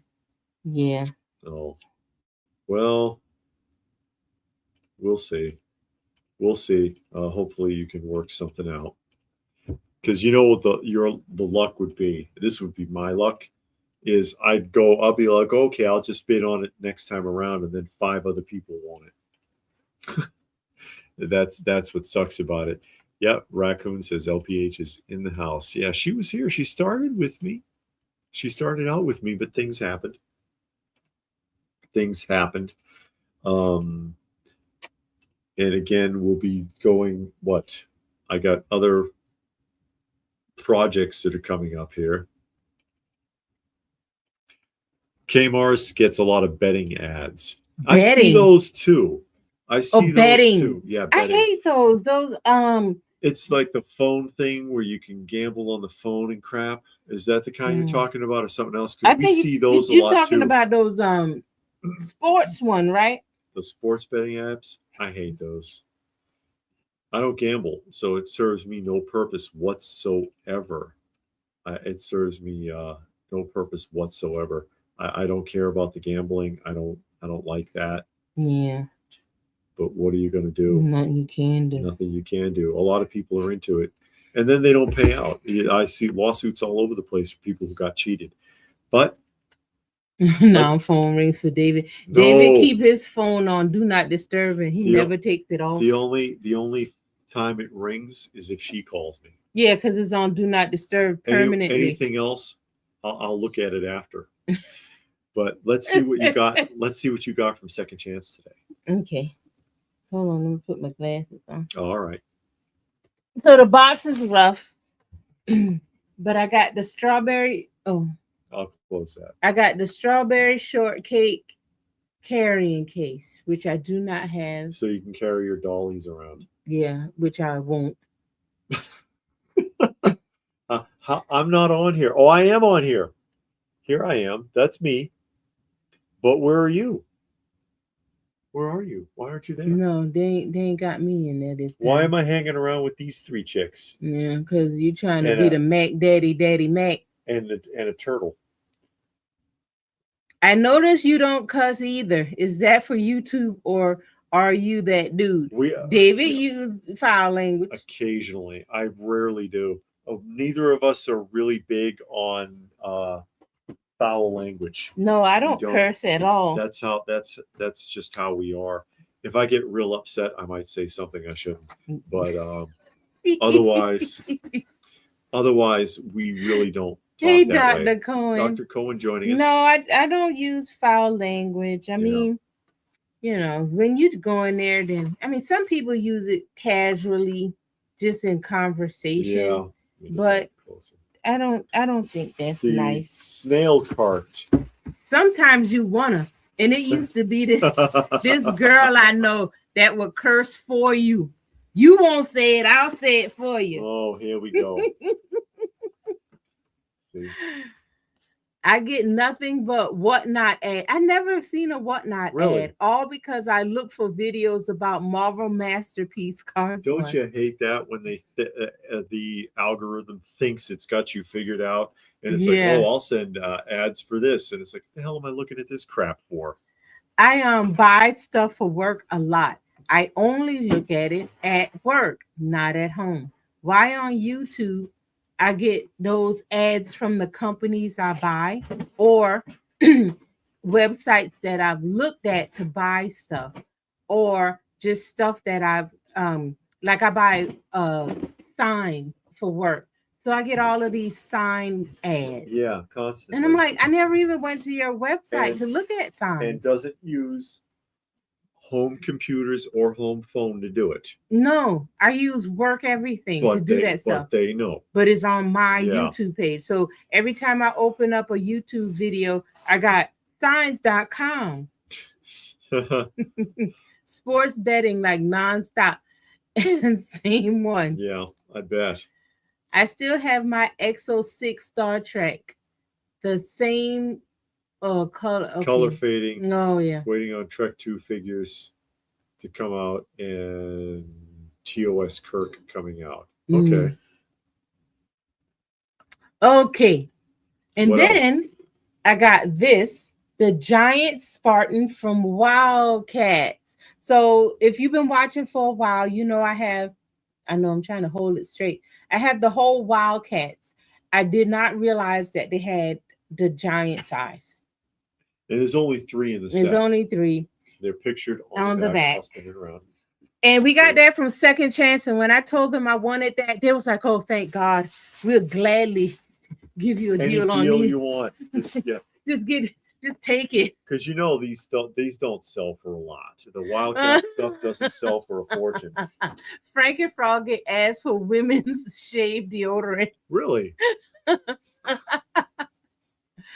Still waiting a year to go. I also ordered the Linda Carter for his At this point, I missed the Save the King with the Tetris knockoff game ads. Oh, the Save the King. Oh, yeah. I know the one you're talking about. I can't think of the name of the game, but yeah, we see ads for a lot of those phone games too. So, like he said, I've got all 3 of them. They had all 3, and they were so happy when I said I wanted I wanted these. They were like, we would gladly give you a deal. They already had it priced super low because I looked at what they go for on eBay, Yeah, and it had it way below eBay they're like prices. half eBay price Yeah. already. They gave me a deal because they were just glad to get it out of the store Yeah, because it is big and it takes up a lot of space. yeah. So I was glad to have them. And I'm sitting there like, why are you even doing this? You don't have enough room. But this is I'll the help you last thing. figure it out. I know And of you course, will. these are by Playmates. This Yeah. is the only one that makes sense because his He is power big. is he gets bigger, Yeah. but the bigger he gets, like the dumber he gets. So he Yeah. gets kind of wild. I love the Wildcats line, had most of the set. I actually got the 10-inch maul instead of the regular one due to his Yeah, power. see, like I Yeah. said, that makes sense for this figure as part of that Oh, set. Pirates of Darkwater. Sell me your collection. No, I won't. She's not We gonna sell actually it. saw some Pirates of the Darkwater at Second Second Chance. today, yeah. They I was had surprised. about 3 of them, I think. But that's all I got right there. So I was happy to have those, and I like the Wildcats cartoon. Yeah. I read the comics, which of course was way better, and I read the Grifter. Grifter had its own comics, and I read that, and I didn't get finished with it because I didn't have the complete run, but from what I read, it was good. Agree on Terminator. The jacket faded. Had to get a new one. I think Oh the yeah, because I had T2 mentioned figures something have about that real earlier. leather. Yeah, I know who was it, Inart or Queen or somebody. Mm-hmm. I figure it's one of them now is doing real leather. Mm-hmm. Is doing real leather because of the constant complaints about the pleather, which still makes no sense to me Mm-hmm. because going all the way back to 1965, and you got the GI Joe 1/6 scale tank commander's leather jacket, which you can find intact. Mm-hmm. And it's the same, or supposed to be the same material. And I'm like, why can't they do that now? Why can't they do that now? Maul is placed along with my kaiju and Megazord. Oh, okay, It does because it's fit big in enough. there. Yeah, Yeah. says Ian. What is you guys' favorite toy line? Gunpowder Moto wants GA? to know. God, favorite toy line? That's hard to pin because Yeah. we Grifter is a DC property Yeah, now, he Robert. is. They bought it out. Yeah. But it's hard to pin it down because we have so many different things. Favorites is hard to say. Mm-hmm. My favorite area has always been the advertising stuff, like the product people vinyls and the Remco McDonald's 12 Mm-hmm. scale figures from 1975 and stuff like that. I really like. Mm-hmm. I do like the Shogun Warriors from Mattel. A GI Joe. It's hard for me because I like the 60s and 70s ones as well as the Orion era. But yeah, it's hard to pick an absolute favorite. Yeah. I think for either of us. Mm-hmm. Yeah, because I mean, I like my Exo Squad. I mean, I like so many. So yeah, like David said, I love the Batman animated series. The Exo Squad line, I really enjoy That's a that really nice one. line. Yeah. So it's just so many that I like. I'm glad that someone appreciates. I do. I like that Is it cartoon. Lanitor? Lanitor or Ianator? Ian? Is it IANE like Ian? No, I'm no. not sure if I'm pronouncing it correctly. I don't want to Butcher it. Yeah. I but I really like that cartoon. It was rushed, but you And that get stuff a is really affordable. yeah, the toys are very affordable and it's a 90s toy.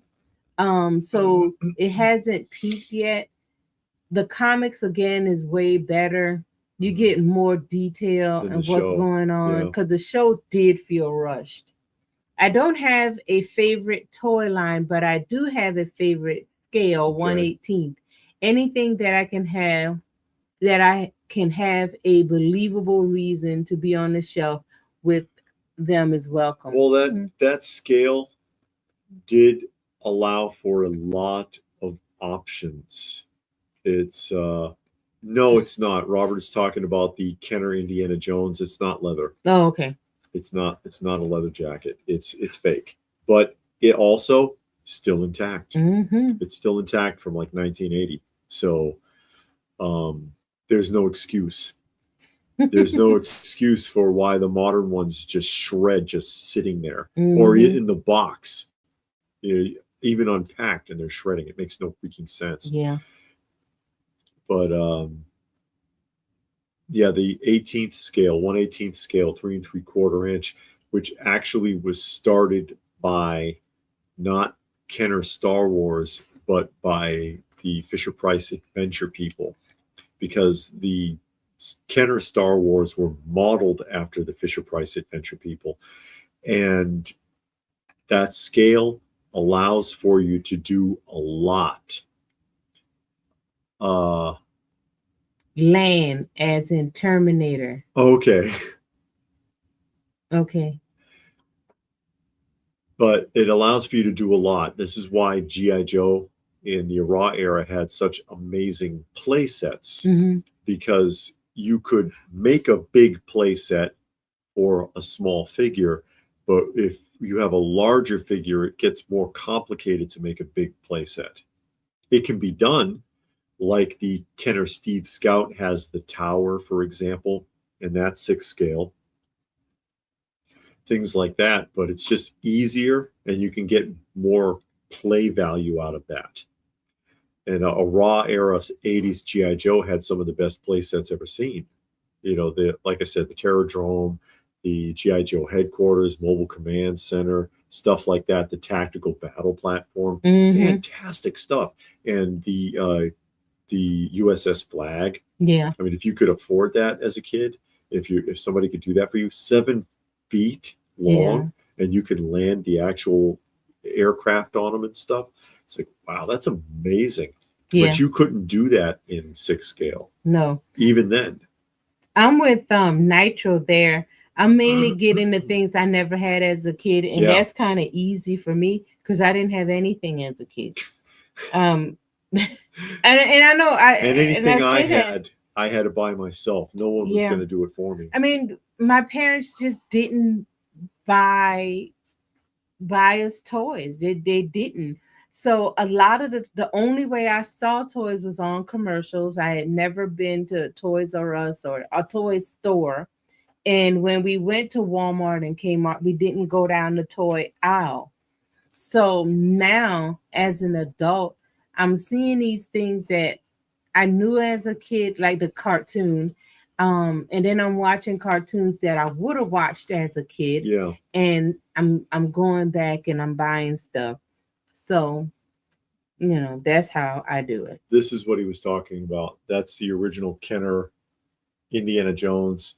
And you see he's wearing a fake leather jacket, pleather, but it's fully intact. If this was a hot toy, 2 years after I bought it, it'd be shredding in the box. It'd look like absolute crap. So what's the excuse? What happened that they can't do it anymore? And you notice also no bleeding on the costume. So why do the modern costumes all bleed into each other? Because they were rushed. Good question. Yeah, they were rushed. They didn't do a good job with them. My deluxe Star Wars figures as well. I've got them loose, and their clothing it's not bleeding onto each other or melting in. No, that's not a Storm's Shadow chair. This is a chair that we had bought from Goodwill, and I covered them. I had bought some. She reupholstered them. Yeah. I bought some fabric. David was really into G.I. Joe. So I bought some G.I. Joe fabric and I covered the chair. And then I bought 2 sets of G.I. Joe. I bought this one so I can get this picture and then this one for the seat. And then I covered the chair. And I did the same thing with this chair with Ninja Turtles. You can't see it because you get the thing in the way. Yeah. But yeah, it says Ninja Turtle. And this one was actually a bed sheet. And I just took the bed sheet It was a bed sheet and a pillowcase. So this part right here, the top part is a pillowcase, and the seat part is the bed sheet. And then I just used it and made a chair cover. Yeah. So it can fit the room, but I have to redo it now. So I'll redo them at some point. The jacket is still intact. That's a great indie. Yeah. Storm Shadow is my jam. And it's the same. It's the same body, of course. It is the exact same body and head mold from the Kenner Deluxe Han Solo from 1978, and that is the same body with an adjusted head mold from the Kenner Hardy Boys. Okay. 12-inch line. Which I had the Hardy Boys, and the Hardy Boys, they just repurposed them and made them into Luke and Han Solo. Okay. Because, yeah, why not? Yeah. Got to save those pennies. So that's what these toy companies do. It's like Mattel with the Sunshine family. Man, they repurposed those bodies so many times on so many different action figure lines. It's crazy. If you were to line them all up, it's like, oh my God. The Sunshine family became Mork and Mindy. They became Welcome Back, Kotter. Yeah. They became this Space 1999 figures from Mattel. But yeah, they redid those. And there's another line too. I can't remember the name of it. But anytime they can repurpose stuff, Kenner does it, did it, Hasbro did it. But not just repackaging the same figure with repainting, but making a whole new figure line. Like a lot of people, I'm sure, are familiar with the Robin Hood figures from 1990 or 1992 or something. Oh yeah, not the Men in Tights. Not the Men in Tights, but the Robin Hood the movie figures. You have those figures. I do, and all of them are repurposed Return of the Jedi figures. Oh, okay. They just repainted them and gave them new head molds.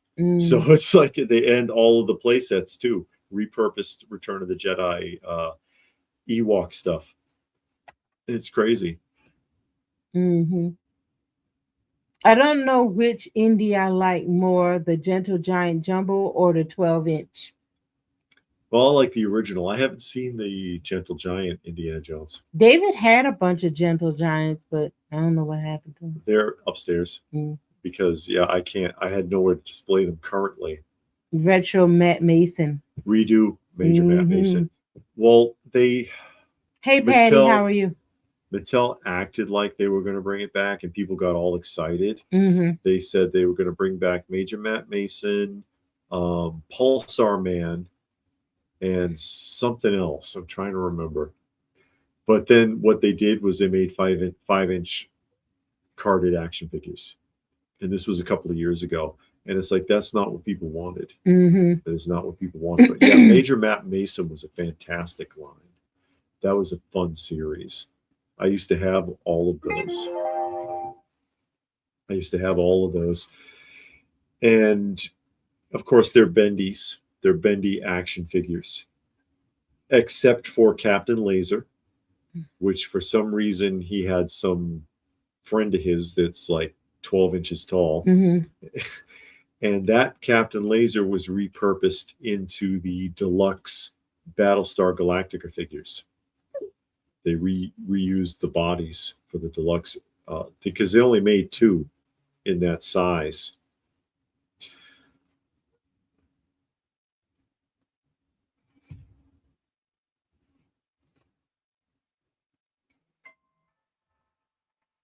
So one of the things that I put up actually are Real Monsters. I call Dr. Frankenstein, but a lot of the Our Real Monster toys was originally from the canceled toy line, Dr. Frankenstein's Pets. They were retooled to look more like cartoon style. She has that entire series.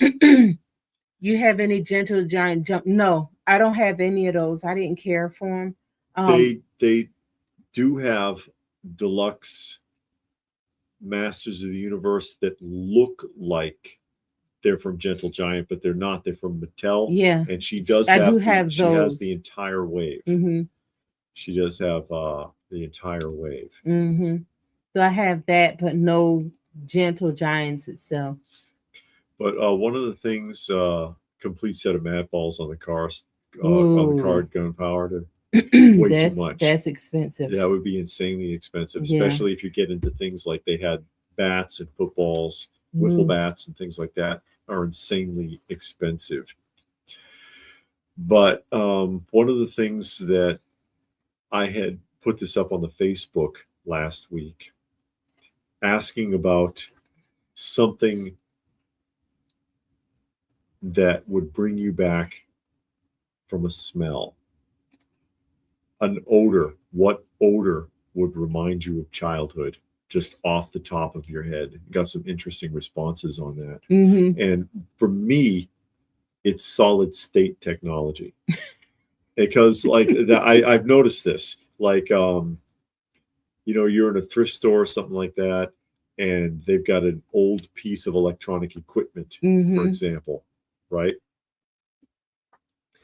And like I've got the VCR back here, and my VCR is brand new condition, and it's from the 80s. It's from like 1988. It's brand new. And so you pick it up, and I can smell it. I can smell the electronics, the solid state electronics. Anyone ever been to a Radio Shack? Mm-hmm. And I'm like, holy crap, there's that smell. Because they don't use solid state anymore. They don't use transistors anymore. So you don't have that odor anymore in anything electronic. No, that you don't. New electronic smell from something from something solid state technology that has never been used. Mm-hmm. You can't get that smell anymore because nobody's building anything like that. And so when I come across something that's brand new condition electronic, and I'm like, holy crap, there's that smell. Mm-hmm. And so that's what does it for me. Gunpowder, like I remember scratching stiff stickers. Yeah. Stickers. I like the smell of newspaper. Yeah, they don't hardly make vintage comic anymore. books smell like that too. They do. You get that paper smell. Yeah. It's really actually it's the ink. Yeah. But yeah, it's the type of ink they used. You can smell it when you get even the old TV guide. If you opened up an old book or magazine or newspaper that was made out of that type of paper, you always smelled it. Yes. And that's true. We always my aunt used to get the newspaper every day, and every week she bought the TV guide. Mm-hmm. And you would open it up and you can smell that. Yes. Yeah. And newspapers are dying. There's some places that still do Sunday editions. When we went, where were we? When we were out of town, we went out of town for that Gadsden. Mm-hmm. For the Gadsden. Mm-hmm. And in that local town, they still do a daily paper. Remember? It was at the hotel. Yeah. Yeah, I was shocked. I was like, oh my God, nobody does that anymore. Nobody does a regular paper anymore because the hotel had to stack up the guests. Junior Brand said my vintage Stinkor smell. Best Christmas. Mine was the year Hydro Viper came out, 86, 87. Hydro Viper. Because that smell was the same smell that they used to use from the gas company. The gas company used to give away cards. Oh, yeah. And you would find them everywhere. They were at the supermarket. They were at the bank. They were everywhere. Mm-hmm. And it had a picture of like what looked like a drop of water, and it had a little smiley face on it. But it was actually supposed to be gas, a natural gas from your natural gas provider. Oh, then you scratch it, the smell. And scratch and sniff. Yeah, I remember that. This is what it smells like if your gas is leaking. Rotten eggs? Yeah, because they add that odor. I know. Because gas itself doesn't smell like anything. Doesn't have an odor. Yeah. So they add it. And it's like, if your gas is leaking, this is what it smells like. And they gave away those cards everywhere in the 70s and the 1970s. And it's like, so that smell, that's the same smell they used for Stinkor. Actually, that's the same smell they used for Stinkor. Because I guess that was just a standard. I guess. But yeah, that odor, I guess, would bring me back too if I came across it. Uh-huh. You know what I mean? Because they just don't do that kind of stuff anymore. They don't do that kind of stuff anymore. Newspaper, I can totally understand newspaper. Mm-hmm. bringing you back, or the smell of the old comic books. You know, you open up that old comic, you have that old comic smell because of the ink and the paper. That can be very nostalgic.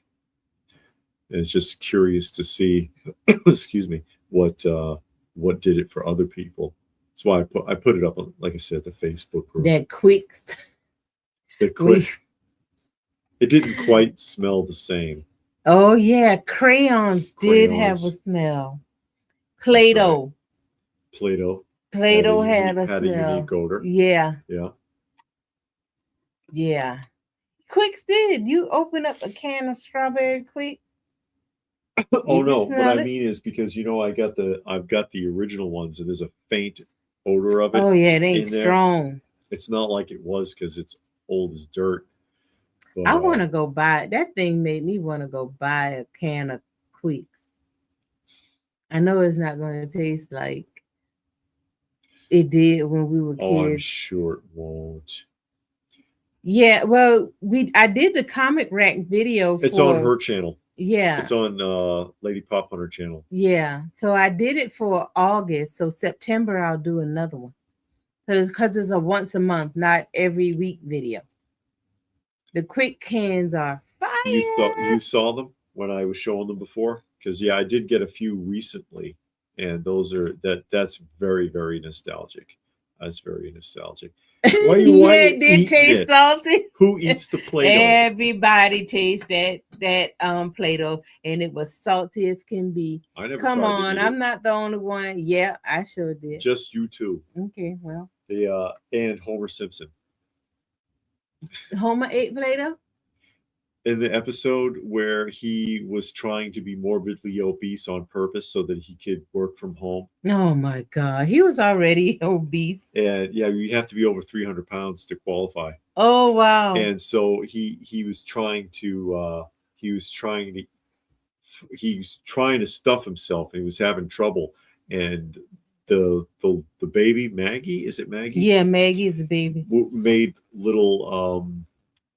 Made little donuts with their Play-Doh for him. It's like, well, it's not toxic. I can't eat it. Tang. Kool-Aid did have a smell. Mm-hmm. Still like to see you drink some Quick or Ovaltine or Tang. Well, if it's new. Yeah, ain't drinking nothing old. Never ate it, but it was on our fingers at the wrong time. Right, get under your nails. Yep, and then you ate it out. Oh, no. What the hell? What is wrong with you? Nothing. Oh, boy. Oh, boy. Yeah, I'm really into those Quick tins now. Oh, boy. He done got like 3 of them. The further back you go, the harder they get. You showed them the new one? No. Video store had a smell. That's true like because of the tape. Cassette tapes did. Cassette and VCR tapes did smell. It did. Yeah. My favorite is South Park Randy Macho Man as a female. We talking about smell. Yeah, that one was funny. That one was hilarious. Yeah, I did get another Quick tin. You showed it too? I did not show it yet. Oh. I can show it. I mean, it's over here. I was holding it for the pickups video, but it's from an elite set. Oh boy! And there's 6 in the set, and they are extremely rare. That's right. Gunpowder says it's amazing what brings memories back. Sometimes the most simple things. It is. It is. And those when I got that first strawberry Quick tin. That's what did it. And like I said, I knew I had bought it. And it's like, okay, this would be cool. But when holding it in my hands, it was a different feeling. I'm like, holy crap. Wow. And, it shocked her. It shocked everybody when I showed it. But this is the new one. Ooby Doob said, when I worked stocking the pet department at Walmart, I have never found a vegan meat that I didn't have that same exact disgusting flavor ever since. Dog treats. This is the one, and this is from a set. There's 6. What year that came out? Oh God, this is. It's not written on the back. No, there's no dates on this. This is Oh, pre-barcode. This oh, might be, it might be late 60s. mm, And they had a thing where they were doing, as you can see, this is a claymation bunny. mm-hmm. Okay. Strawberry soda. Yeah.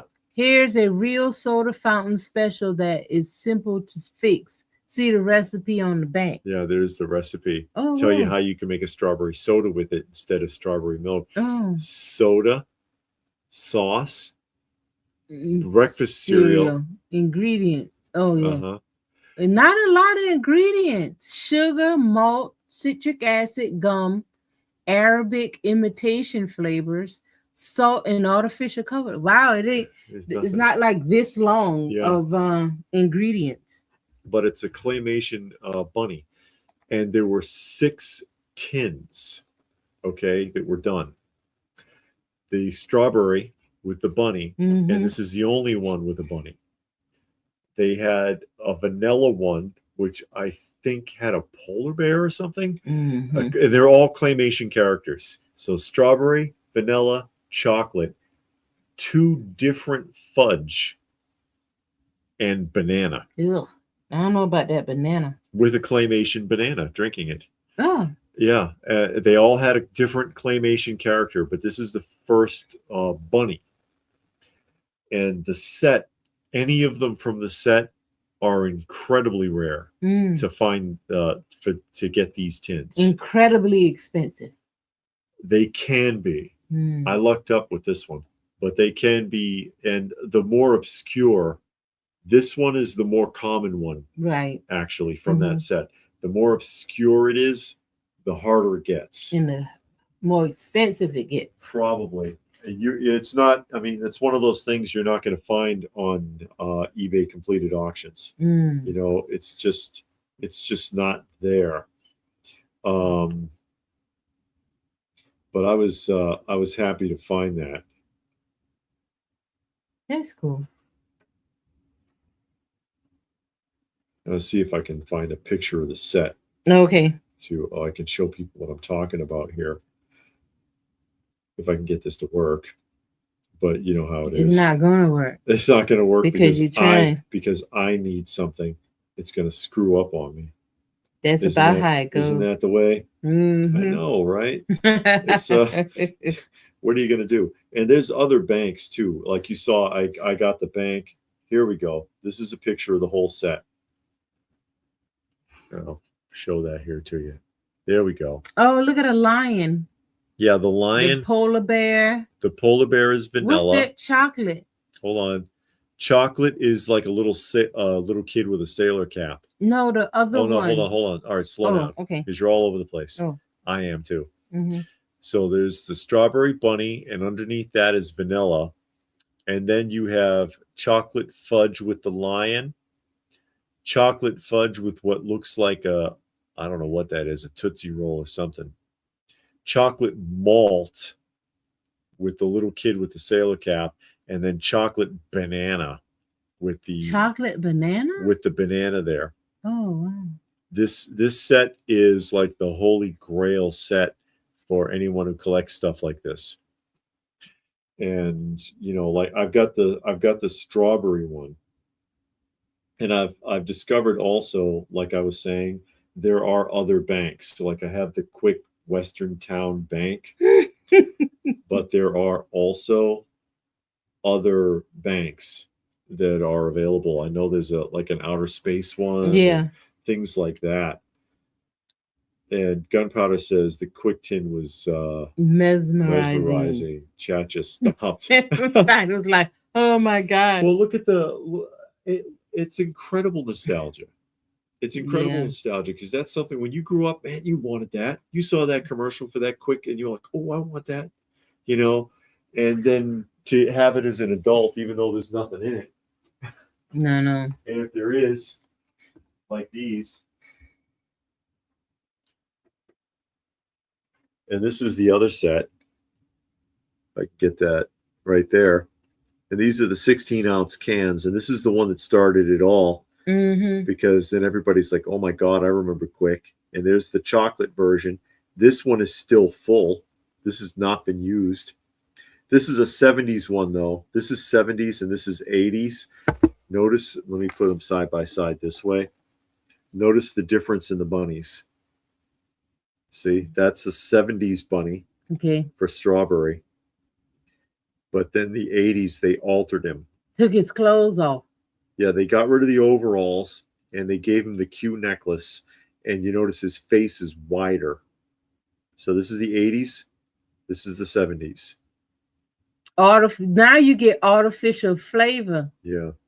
Artificial strawberry. And then in the chocolate, you get real chocolate flavor. Real chocolate flavor, whatever that means. Well, I wonder what you get in 2026. Two heaping spoonfuls. No, in a glass. You need 3. 4. Plus some sugar. You need 4. 4 heaping spoonfuls in your milk. 2 heaping spoonfuls of sugar. I don't even know what cereals are around anymore. I haven't been in the cereal aisle. I don't even go down there, down the cereal aisle. And then that's the bank. And there's other banks. And this is 80s again. Mm-hmm. Oh, we still got real chocolate flavor. But what does the ingredients look like? Let me see. It says sugar, cocoa. You got to show it to the people. Oh. Where's the ingredients? Sugar, cocoa, processed with alkali, lecithin, salt, artificial, and natural flavor. Got long. That's not so bad. For the 80s, that's not so bad. I don't know what it looked like now. I'm wondering if I should try to track down some of the other banks. Try. Yeah, I mean, if I can get it for a good price, you know how it is. I don't want to spend a fortune on this stuff because it can get, some of these are like insanely expensive. It's like, no way. But, you know, of course, who saves this? Who saves these, you know? But that's cool. And then in the 90s is when they started using plastic containers. Oh, yeah. And the one from the 90s that everybody likes is the one that's actually shaped like a bunny. Mm-hmm. They have one shaped like a rabbit with the screw top. Okay. Let's see. Mark Toshi. Evening, guys. Hi, Mark. How are you? Very minimal info on the ingredients. Before certain laws were passed, I think. Yes. Well, once upon a time, you didn't even have to put anything. No. You know, and then they started incorporating that over time. They started to incorporate that over time. Which, you know, I understand the need for it, but there's still ways to get around that. Yeah, there's always something. There's always something. Yeah, there's always something. Always something there to remind you. Okay. But yeah, those quick tins are very nostalgic for me. I was surprised in that, you know, it's one of those things that we talked about before, of certain things that just really bring you back when you see it or you handle it, and it's just like, wow. TV guides kind of like that because they were so instrumental. Beware artificial raspberry flavor, and then Great Caesar's Ghost. I've been collecting heavily played with 70s Japanese Shogun vehicles. Okay. Do either of you collect damaged toys? No. I don't really have anything damaged. I try, and thank you, yes, by the way, for the donation for our kitty cats. Much appreciated. Thank you very much. No, we did not see Spider-Man toy sheet. I think we're gonna wait for it to come out on DVD because we were 4 weeks down the road. It's still in the theaters. Oh, I mean, it's doing good. I mean, I'd like to take you. Oh, okay. Well, yeah, I'd like to take you sometime. But yeah, we don't have damaged stuff, but I mean that's fine. What do you try to repair them or combine them together? Paul says his grandfather saved Nestle Quick Container, used them to store nails and screws with other random hardware. I have a dozen of the old metal ones since he passed. Oh wow! People do that. People used to do that with jars and containers, and you know, empty butter tubs and empty Tang bottles and empty coffee bottles and cans. Gunpowder wants to know what's my flagship G.I. Joe piece. My flagship piece? My biggest piece, or your grill, or the one you love the most? The biggest one that I have is probably the Terrordrome, and I think that's a fantastic play set. Terradrome is excellent. Yes. The one that I would really love to get Oh boy. is the Defiant. Yes, he would. But I would have to find it complete because piecing it out would be a nightmare. And which, you know, it does happen. I lucked up big time with that Terradrome. I got it for an amazing price and had everything all intact. But again, if I had to buy pieces for it, I'd go crazy. Yeah, I did see that the Ramen Toys had Michael Knight, and I did get it. So 12 scale. He said 6 because their partner is doing a 6 scale. Oh no, I didn't get the 6 scale one. She got the 12. I got the 12 scale one. Yeah, I got the 12 scale one, and I agree it is the best. And I got it because it's cheaper than buying the original. The Kenner one. And it's hard to find the original in the box and all of that. So I was good with having that one new. When I first moved out on my own, all of my drinking glasses were food jars. That's what and they used to set it up that way. That's why Welch's jelly jars used to have cartoon characters on them, because you could repurpose it as drinking glasses for your kids. That was the idea. Oh, Jazz Ink. Okay. No, I didn't get the Jazz Ink. I got the Ramen Toys. She got the Ramen one. 112. Yeah. But I knew somebody was doing a 12 or 6 scale of Michael Knight. I couldn't remember though, but I've seen it. I've seen it. They shown at Toy Fair, not Toy Fair, SDCC reveal. Oh, okay. I believe, correct? Yeah. I think it was an SDCC. I think Ramen did a really good sculpt. His likeness Michael Knight. his likeness was really nice. So David Hasselhoff, professional singer. On one of the episodes of Knight Rider, he sang that whole album. Every song on the album he sang in that one episode. There's an episode where he was supposed to be infiltrating a band as a lead singer, and all the songs he sang were his own original songs because he was a professional singer. He was a professional singer. He had a couple of records. He was big in Australia or Japan or somewhere. Or Norway or somewhere. Somewhere he was real big. Yeah. It wasn't in America. Yeah, he was huge. It wasn't UK. It wasn't Top of the Pops. But it was some Middle European country. And they're like, oh, is that David Hasselhoff? Yeah, both are great. Real People Shrunk Down. Ramen is awesome. Oh, it was Germany. He was great in Germany. Caesar's Ghost. Okay. He was great somewhere. He was popular somewhere. I remember that featuring him on Lifestyles of the Rich and Famous for his singing career. I remember seeing that. Remember Robert Leach?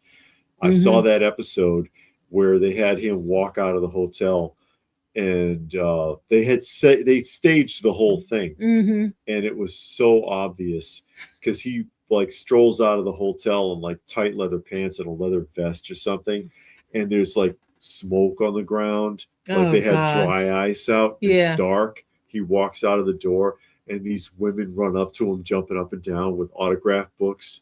And I'm like, come on. Even as a kid, I was like, that's bullshit. They totally staged that. He's on a sound stage somewhere. He ain't no hotel. Oh, you didn't believe he was in a hotel? No, I didn't believe nothing that he was doing on that episode. Yeah, MacGyver and Airwolf was good. Gunpowder says. I tried watching Airwolf. I couldn't get past the second episode. She's mad at the female character. She got on my nerve. She's always annoyed at the female characters in those shows. Yeah, they're too overbearing. I won't watch the show. And Reacher's out, and I'm hoping that woman they got on the thumbnail on Amazon isn't overbearing. Because the Reacher, the first season was the best season. Yes. The second season, the too much was going on with those women. It was annoying. It really was. You had 2 women beating up a whole biker bar by themselves in high-heeled shoes, and I'm just like, give me a break. Yeah. And then the third season was better Not as good as the first season. No, he made but too many mistakes in the third that season. woman was annoying. Yeah, that police officer got on my with nerves. the fake Boston accent. Yeah, was really freaking She annoying. only cared about herself. She didn't care about nobody. No, she didn't care. She was very selfish. Yeah, and it was obvious. Yeah. The Reacher movie was good with Tom Cruise. The first one. Oh yeah, the second one. The second one got on my nerves. wasn't as good. The writing was not nearly as good as in the first film. I really dug the first one, and the second one I was like, nah, I'm not feeling it. But you know, that's Hollywood for you, folks. What are you gonna do? Yeah, that's Hollywood for you. I like Bonnie. Bonnie. Mm-hmm. Oh, did you like Bonnie or April on that? Right, I like Bonnie. Bonnie, the girl in the truck. Mm-hmm. And then I can't even think of his name. The last season they brought in the black guy. And he had the really raggedy motorcycle. What was his name? No, it wasn't TJ. TC. No, it wasn't TC. TC is Magnum PI. PI. That's right. It was TJ or EJ or something. I don't remember. I don't know what his name was. They made too many RC. changes. That's what it was. Is it RC? Remote control? Just RC. But we're stretching it out for the last season. Let's see if this works. Yeah, because you knew, and they do that when a show is about to end. At least he didn't have a baby. Oh God, yeah. they introduce the kid. Baby, he adopts a kid. Or something like that. And they almost felt like they were going that way when they had that young kid that was on there for like an episode, and they felt like they were going to bring him on permanent. Oh, the teenage brainy kid. Yeah, that worked the computer. Because he was in like 2 different episodes. Yeah, so I was like, oh, this is the route we're going. I'm glad they didn't go that way, but yeah, it started getting kind of. Knight Rider was expensive to produce, though. Oh yeah, because they had an army of kits. It wasn't like Dukes of Hazzard where they were smashing up a car, and that was the big expense. They had different kits for different functions. They had the kit that would they had the kit that was the show car. They had the kit that was the driving car. They had the launching kit, because that kit that they would do the jumps with wasn't a real car. It was a mock-up that they had built that was actually really lightweight, and they'd launch it out of something and pop it into the air, but it wasn't even a real car. They had a bunch of different kits. Oh, I didn't realize that. Yeah, because they didn't want to go down that road that Dukes of Hazzard was going down with, where they had a graveyard full of police cars and Dodge Chargers that were just ruined because they were smashing up real ones. And then they ran out of vehicles and they started using model kits, which was obvious. Like when they jumped the train, you could tell that was a model train. You knew that was a whole scale train with a model kit on strings. And it's like, oh my God, that was the last season though. What's your favorite horror flick? I really like Halloween, the Halloween The first series. one? Yeah, the first 2. And then I read Before it was just a slasher film. Yeah, but I kind of liked it though because, the first 3. Because the third one was supposed to jump off something else. And I thought the third one was actually pretty good. It was going to become an anthology. That was their original intention. That was the intention. But everybody really got into Michael Myers. And I read online, like, they got like the Michael Myers, like the lore, the history of him. And that got kind of good. And I was hoping I always was hoping for something more to happen with him and his sister that just didn't. But I like the Halloween. That's one of my favorites. Who was it? The original writer from Halloween. I had read. Wasn't it Wes Craven? I don't remember. I had read that to this day that he wished they stopped with the original pair of films. Yeah. That he doesn't think they ever needed to go further. They didn't, because they killed him. They killed him and the doctor. Yeah, that was the intention. They were supposed to die at the end. Yeah. I like The Shining. The Shining was good. Really well. Yes. Love the tension in it. No music. Yeah, it's dead silent at times, and that creates a lot of tension, and that's something a lot of modern horror people could learn something from. Yeah. The Thing. The Thing was good. The second one. The original John Thing, Carpenter. Yeah, That's who it was. Thank you, Chris. The original Thing is okay in its own campy, silly way, but the second incarnation of The Thing was really well done. Yeah. Brilliantly shot film. Yeah. And the big Easter egg of that film, in the very beginning, when the helicopter is flying over, right? And the guy gets out and he's chasing the dog, and the Norwegian guy, and he's yelling, and they don't know what he's saying because he's speaking Norwegian. He gives away the whole film because he's telling you exactly what he's doing in Norwegian. Oh, what did he say? It's a monster. It's not a dog. It's a creature. It changes into different things. You have to kill it. We've got to stop it. He's yelling all of this stuff out, but no one understands what he's saying. So if you understood Norwegian, then the whole plot of the movie is given away right there. But they knew nobody was going to know. That nobody so how was do you know that? Saying. Because it's part of the film's lore. It's part of the film's lore. You can find it. You can't believe lore. You can find it with letterbox translation of what he's saying, and he tells you the whole thing. He tells you what he's doing, warning you that it's a dangerous creature. It's a monster. It's not a dog at all. And of course he gets shot because they think he's just crazy. Why is this guy chasing this dog? Yeah. And why is he shooting at us? And he did shoot someone by accident. So yeah, we saw The Shining. Dr. Sleep. Dr. Sleep. The Thing was the first R-rated movie Stone Sour saw. That's a cool movie. John Carpenter made one of the best documentaries of all times. They live documentary. It feels like it sometimes. The original Fog. I saw The Fog. Yeah, The Fog was good. Yeah, that Jamie Lee Curtis. Was in there. Do you remember Rawhead Rex? I don't think I've seen that. It was like Pumpkinhead. I did see Pumpkinhead, but not that. I don't think I've seen that. Speaking of The Fog, you know what's another good one is The Mist. The Mist. Not the TV show. The Perfect Storm. The Perfect Storm, which is a miniseries. It's a 5-parter. I think it's the only thing Stephen King did that he wrote as a script first. He did. It wasn't a book. Before it was a book. It wasn't a book. Yeah, it was. He wrote it as a script, but it's well done. Yes. Most of those miniseries are well done, like Salem's Lot. Even though he don't like none of them. Or Rose Red. Yeah. Was good. The Stand. The Stand was pretty good. Yeah. Yeah, those miniseries. They don't do good miniseries anymore.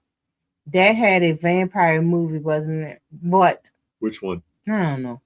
Salem's Lot was a vampire series. Salem's Lot was about witches, wasn't it? Salem's Lot, the miniseries, was about vampires. Oh yeah, they was in that house. It's the one where you remember the kid's floating and he's scratching on the window.